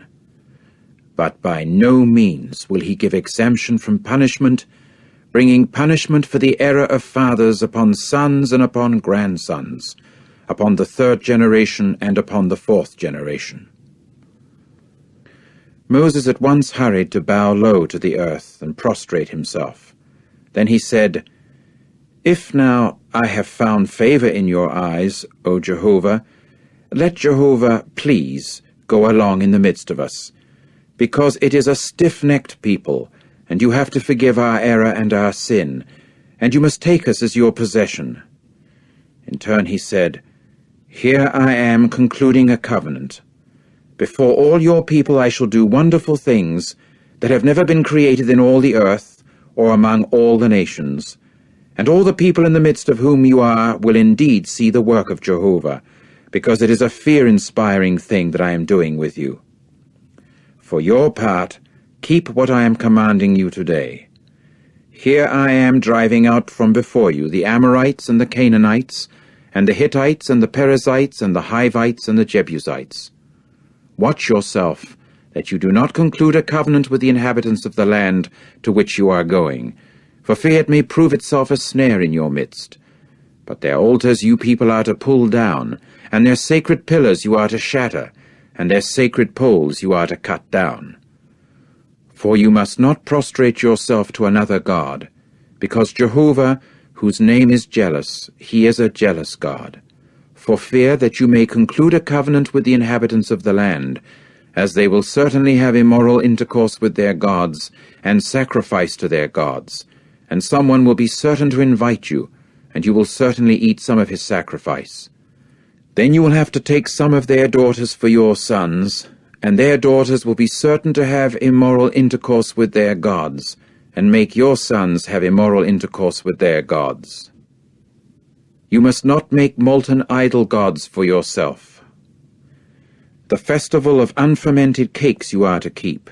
You will eat unfermented cakes just as I have commanded you, 7 days at the appointed time in the month of Abib, because it was in the month of Abib that you came out of Egypt. Everything that first opens the womb is mine, and as regards all your livestock, the male firstling of bull and of sheep. And the firstling of an ass you are to redeem with a sheep. But if you will not redeem it, then you must break its neck. Every firstborn of your sons you are to redeem, and they must not appear before me empty-handed.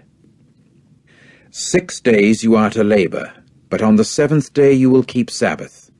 In plowing time and in harvest you will keep Sabbath.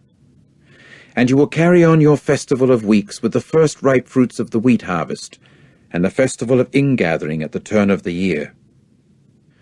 3 times in the year every male of yours is to appear before the true Lord Jehovah, the God of Israel. For I shall drive the nations away from before you, and I will make your territory spacious, and nobody will desire your land while you are going up to see the face of Jehovah your God 3 times in the year. You must not slaughter along with what is leavened the blood of my sacrifice, and the sacrifice of the festival of the Passover should not stay overnight until the morning. The best of the first ripe fruits of your soil you are to bring to the house of Jehovah your God. You must not boil a kid in its mother's milk. And Jehovah went on to say to Moses, "Write down for yourself these words, because it is in accordance with these words that I do conclude a covenant with you and Israel." And he continued there with Jehovah 40 days and 40 nights. He ate no bread, and he drank no water. And he proceeded to write upon the tablets the words of the covenant, the 10 words. Now it came about, when Moses came down from Mount Sinai, that the 2 tablets of the testimony were in the hand of Moses when he came down from the mountain. And Moses did not know that the skin of his face emitted rays because of his having spoken with him. When Aaron and all the sons of Israel got to see Moses, why, look, the skin of his face emitted rays, and they grew afraid of coming near to him. And Moses proceeded to call them.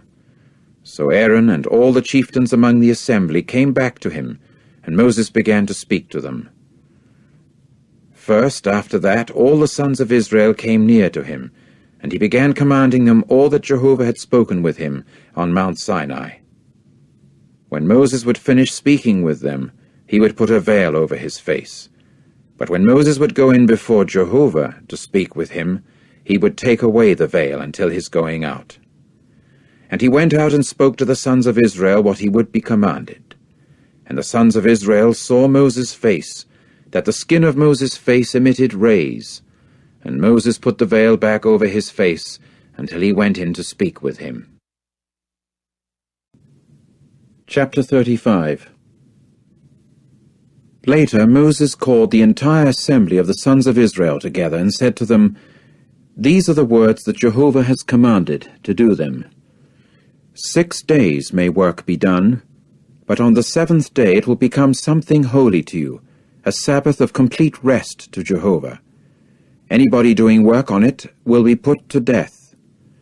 You must not light a fire in any of your dwelling places on the Sabbath day."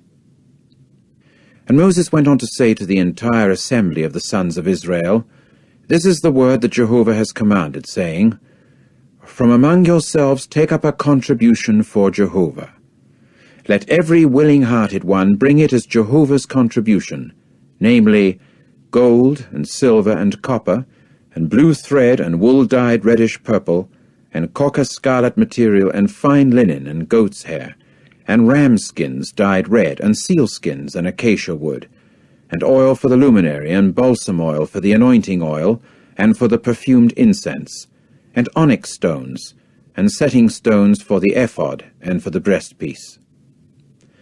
And let all the wise-hearted ones among you come, and make all that Jehovah has commanded, namely, the tabernacle with its tent and its covering, its hooks, and its panel frames, its bars, its pillars, and its socket pedestals, the ark and its poles, the cover, and the curtain of the screen, the table and its poles, and all its utensils, and the showbread, and the lampstand of illumination and its utensils, and its lamps and the oil for illumination, and the altar of incense and its poles, and the anointing oil and the perfumed incense, and the screen of the entrance for the tabernacle's entrance, the altar of burnt offering and the copper grating that is for it, its poles and all its utensils, the basin and its stand, the hangings of the courtyard, its pillars and its socket pedestals, and the screen of the gate of the courtyard, the tent pins of the tabernacle and the tent pins of the courtyard and their cords,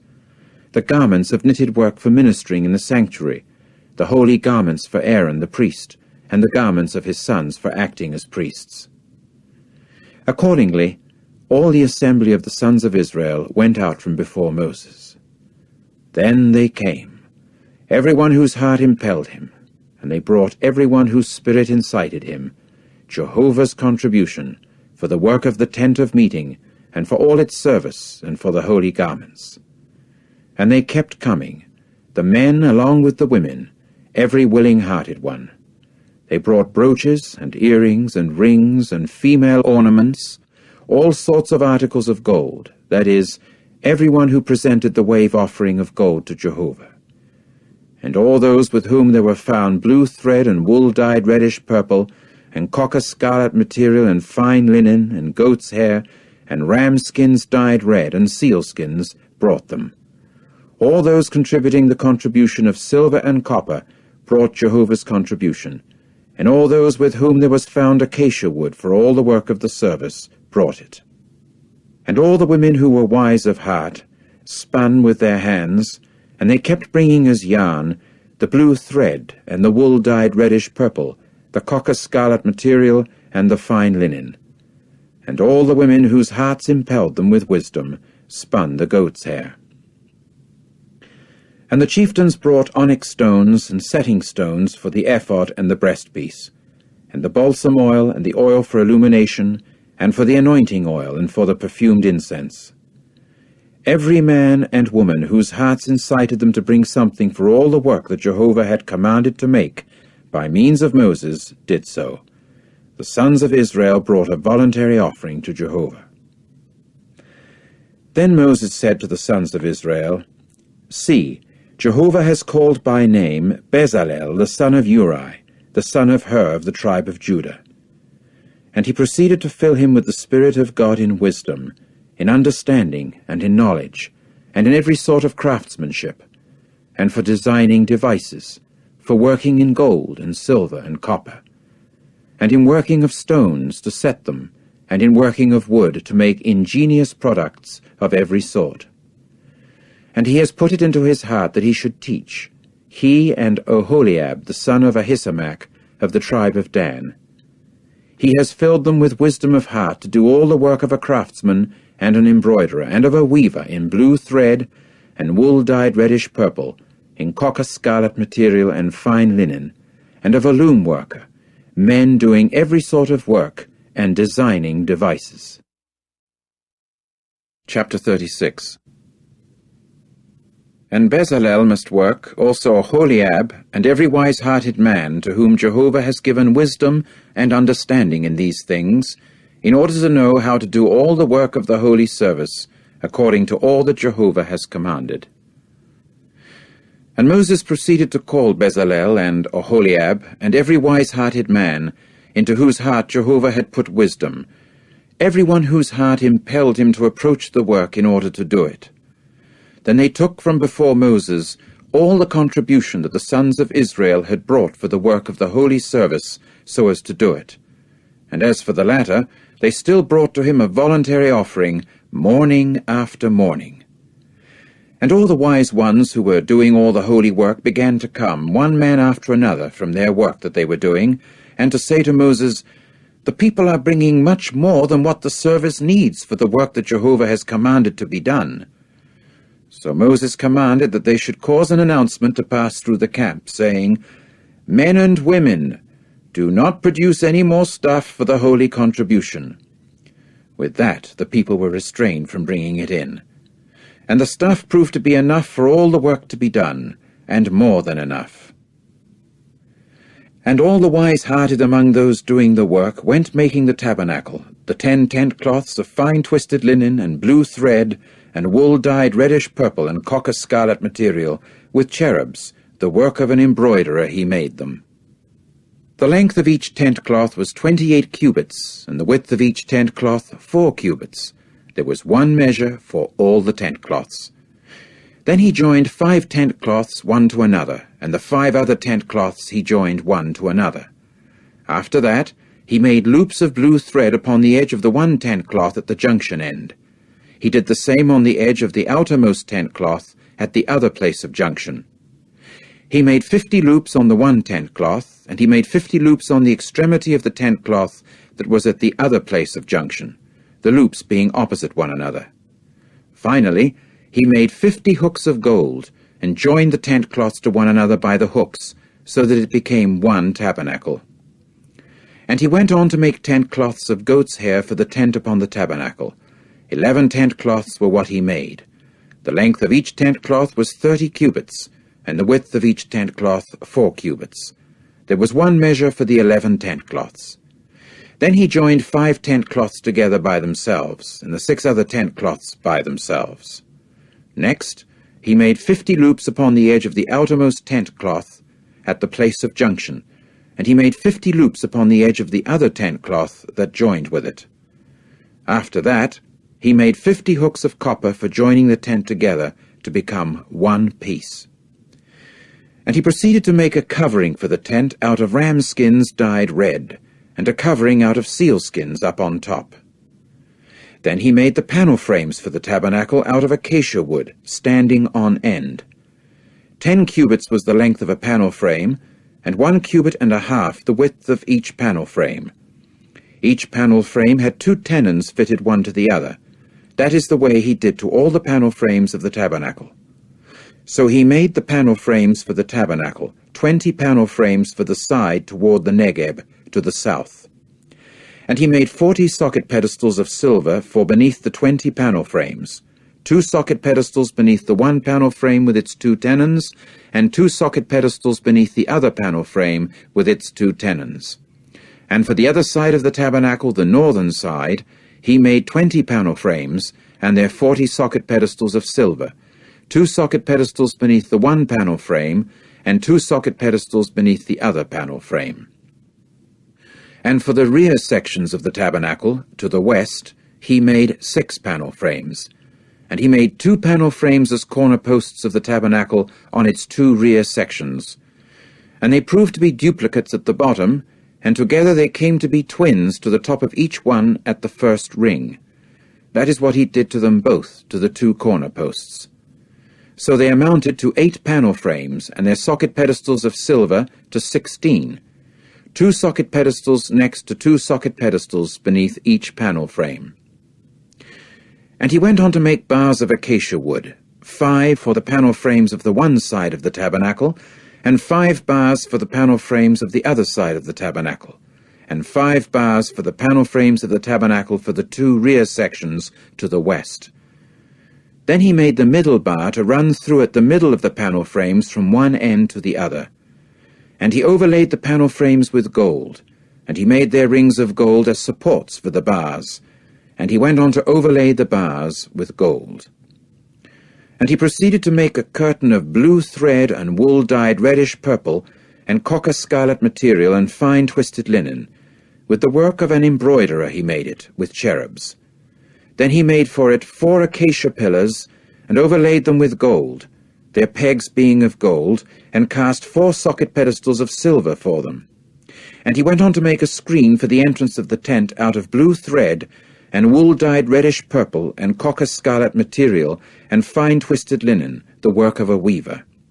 And its 5 pillars and their pegs. And he overlaid their tops and their joints with gold, but their 5 socket pedestals were of copper. Chapter 37. Bezalel now made the ark of acacia wood. 2 cubits and a half was its length, and 1 cubit and a half its width, and 1 cubit and a half its height. Then he overlaid it with pure gold inside and outside, and made a border of gold round about for it.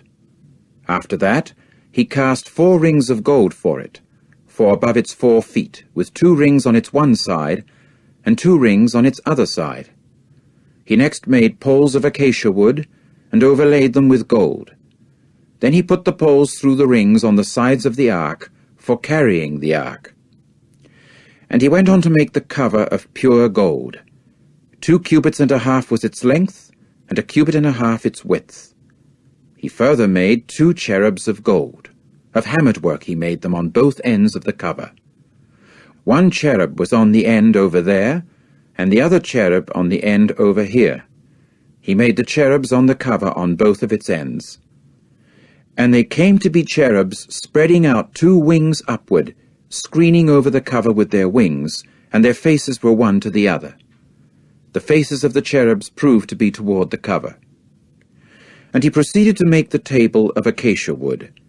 2 cubits was its length, and 1 cubit its width, and 1 cubit and a half its height.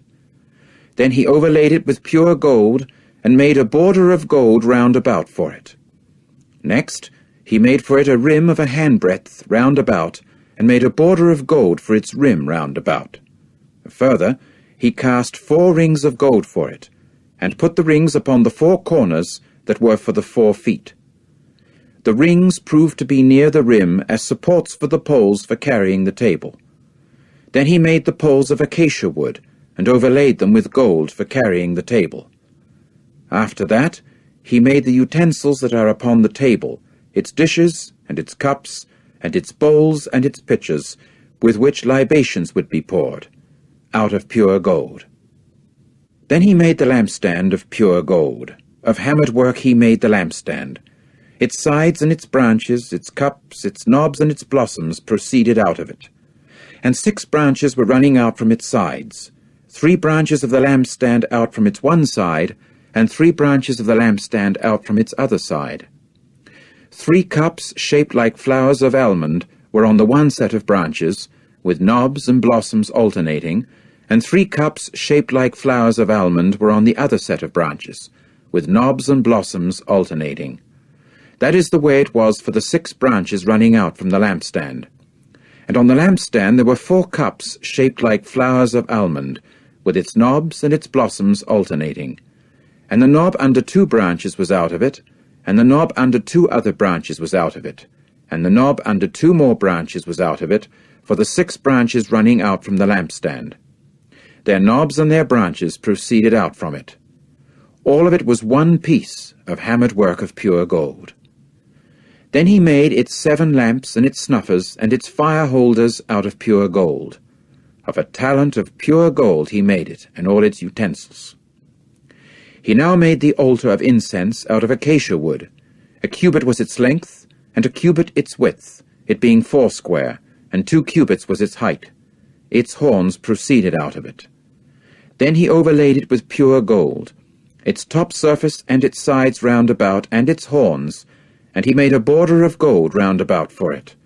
And he made for it 2 rings of gold down below its border upon 2 of its sides, upon 2 opposite sides of it, as supports for the poles with which to carry it. After that he made the poles of acacia wood, and overlaid them with gold. He made additionally the holy anointing oil, and the pure perfumed incense, the work of an ointment maker. Chapter 38. And he went on to make the altar of burnt offering out of acacia wood. 5 cubits was its length, and 5 cubits its width, it being 4 square, and 3 cubits was its height. Then he made its horns upon its 4 corners. Its horns proceeded out of it. Next he overlaid it with copper. After that he made all the utensils of the altar, the cans and the shovels and the bowls, the forks and the fire holders. All its utensils he made of copper. He further made for the altar a grating, a network of copper, under its rim down toward its center. Then he cast 4 rings on the 4 extremities near the grating of copper as supports for the poles. After that he made the poles of acacia wood, and overlaid them with copper. Then he put the poles into the rings on the sides of the altar for carrying it with them. He made it a hollow chest of planks. Then he made the basin of copper, and its stand of copper, by the use of the mirrors of the women's servants, who did organize service at the entrance of the tent of meeting. And he proceeded to make the courtyard. For the side toward the Negeb, to the south, the hangings of the courtyard were of fine twisted linen for 100 cubits. Their 20 pillars and their 20 socket pedestals were of copper. The pegs of the pillars and their joints were of silver. Also for the north side there were 100 cubits. Their 20 pillars and their 20 socket pedestals were of copper. The pegs of the pillars and their joints were of silver. But for the west side the hangings were for 50 cubits. Their pillars were 10, and their socket pedestals 10. The pegs of the pillars and their joints were of silver. And for the east side toward the sun rising there were 50 cubits. The hangings were for 15 cubits to the one wing. Their pillars were 3, and their socket pedestals 3. And for the other wing, on this as well as that side of the gate of the courtyard, the hangings were for 15 cubits. Their pillars were 3, and their socket pedestals 3. All the hangings of the courtyard round about were of fine twisted linen, and the socket pedestals for the pillars were of copper. The pegs of the pillars and their joints were of silver, and the overlaying of their tops was of silver, and there were silver joinings for all the pillars of the courtyard. And the screen of the gate of the courtyard was the work of a weaver, of blue thread and wool dyed reddish-purple, and copper-scarlet material and fine twisted linen, and 20 cubits was the length, and the height throughout its extent was 5 cubits, equally with the hangings of the courtyard. And their 4 pillars and their 4 socket pedestals were of copper. Their pegs were of silver, and the overlaying of their heads and their joints were of silver. And all the tent pins for the tabernacle and for the courtyard round about were of copper. The following are the things inventoried of the tabernacle of the testimony, which was inventoried at the command of Moses, as the service of the Levites under the guidance of Ithamar, the son of Aaron the priest. And Bezalel, the son of Uri, the son of Hur of the tribe of Judah, did all that Jehovah had commanded Moses. And with him was Oholiab, the son of Ahisamach of the tribe of Dan, a craftsman and embroiderer, and weaver in the blue thread and the wool-dyed reddish-purple and copper-scarlet material and fine linen. All the gold that was used for the work in all the work of the holy place came to the amount of the gold of the wave offering, 29 talents, and 730 shekels by the shekel of the holy place. And the silver of the ones registered of the assembly was 100 talents, and 1,775 shekels by the shekel of the holy place.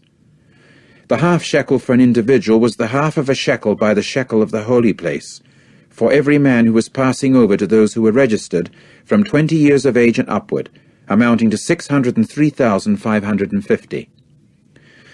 And 100 talents of silver went into the casting of the socket pedestals of the holy place and the socket pedestals of the curtain. 100 socket pedestals equaled 100 talents, a talent to a socket pedestal. And out of the 1,775 shekels he made pegs for the pillars, and overlaid their tops, and joined them together.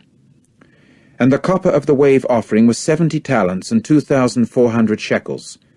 And with this he proceeded to make the socket pedestals of the entrance of the tent of meeting, and the copper altar and the copper grating that belonged to it, and all the utensils of the altar. And the socket pedestals of the courtyard round about, and the socket pedestals of the gate of the courtyard, and all the tent pins of the tabernacle, and all the tent pins of the courtyard round about. Chapter 39. And out of the blue thread, and wool dyed reddish-purple, and copper-scarlet material, they made garments of knitted work for ministering in the holy place. So they made the holy garments that were for Aaron, just as Jehovah had commanded Moses. Accordingly, he made the ephod of gold, blue thread, and wool dyed reddish-purple, and copper-scarlet material, and fine twisted linen. Then they beat plates of gold to thin sheets, and he cut out threads to work in among the blue thread, and the wool dyed reddish-purple, and the copper-scarlet material, and the fine linen, as the work of an embroiderer. They made shoulder pieces for it that were joined. It was joined at its two extremities. And the girdle which was upon it for tying it close was of the same material, according to its workmanship, of gold, blue thread, and wool dyed reddish-purple, and copper-scarlet material, and fine twisted linen, just as Jehovah had commanded Moses. Then they made the onyx stones set with settings of gold, engraved with the engravings of a seal according to the names of the sons of Israel. So he placed them upon the shoulder pieces of the ephod as memorial stones for the sons of Israel, just as Jehovah had commanded Moses. Then he made the breastpiece with the workmanship of an embroiderer, like the workmanship of the ephod, out of gold, blue thread, and wool dyed reddish-purple, and copper-scarlet material, and fine twisted linen. It proved to be 4 square when doubled. They made the breastpiece, when doubled, a span of the hand in its length, and a span in its width. Then they filled it with 4 rows of stones. A row of ruby, topaz, and emerald was the first row, and the second row was turquoise, sapphire, and jasper. And the third row was leshem stone, agate, and amethyst. And the 4th row was chrysolite, and onyx, and jade. They were set with settings of gold in their fillings. And the stones were according to the names of the sons of Israel. They were 12 according to their names, with the engravings of a seal, each according to its name for the 12 tribes. And they proceeded to make upon the breastpiece wreathed chains in rope work of pure gold. Then they made 2 settings of gold and 2 rings of gold, and put the 2 rings upon the 2 extremities of the breastpiece. After that they put the 2 ropes of gold through the 2 rings at the extremities of the breastpiece, and they put the 2 ends of the 2 ropes through the 2 settings.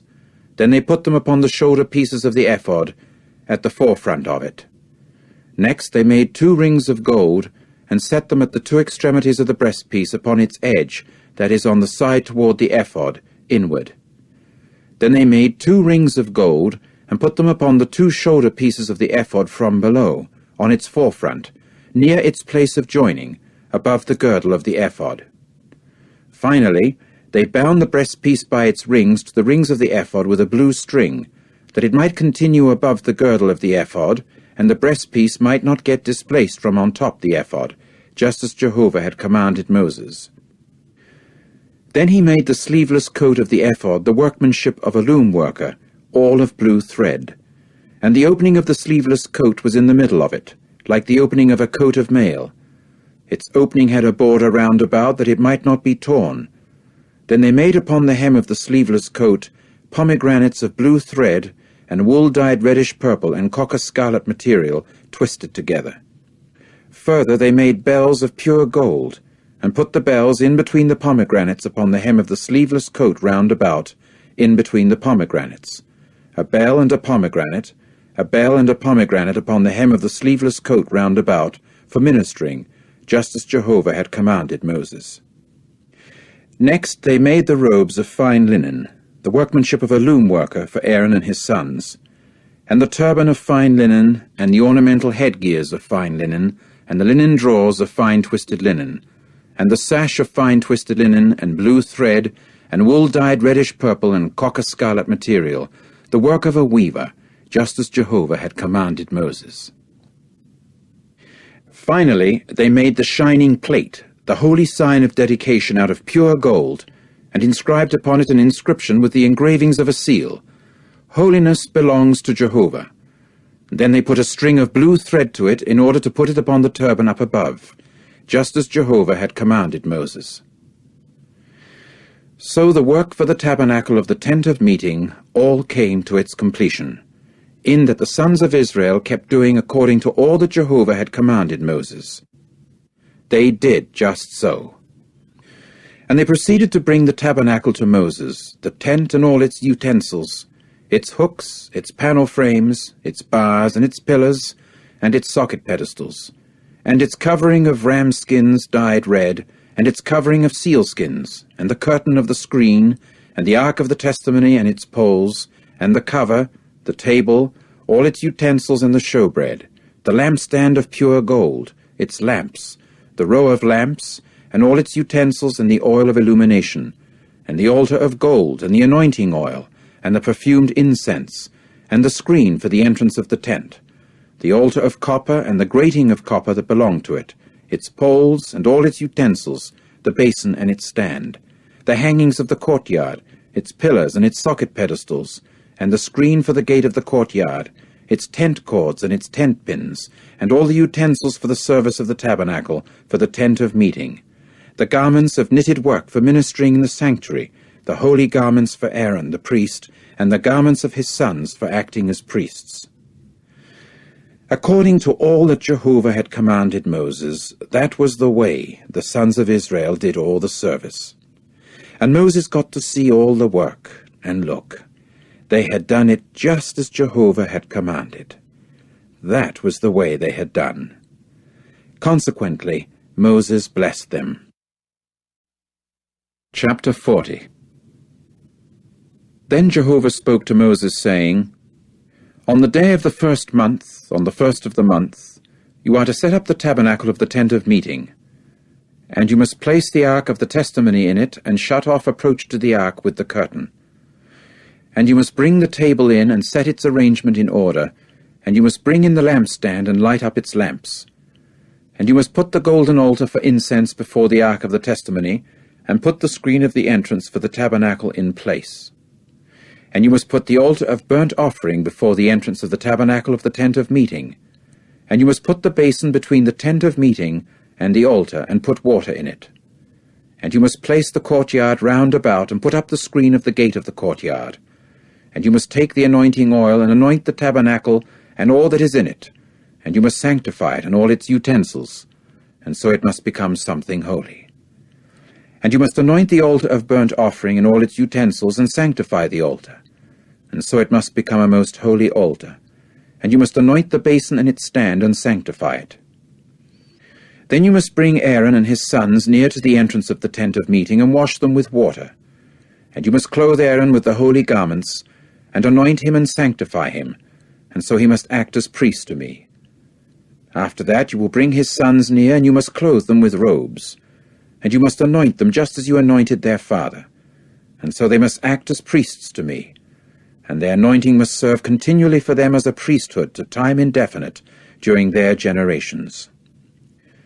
And Moses proceeded to do according to all that Jehovah had commanded him.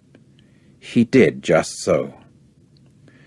Accordingly it came about that in the first month in the second year, on the first day of the month, the tabernacle was set up. When Moses proceeded to set up the tabernacle, he went putting its socket pedestals down, and placing its panel frames, and putting its bars in, and setting up its pillars.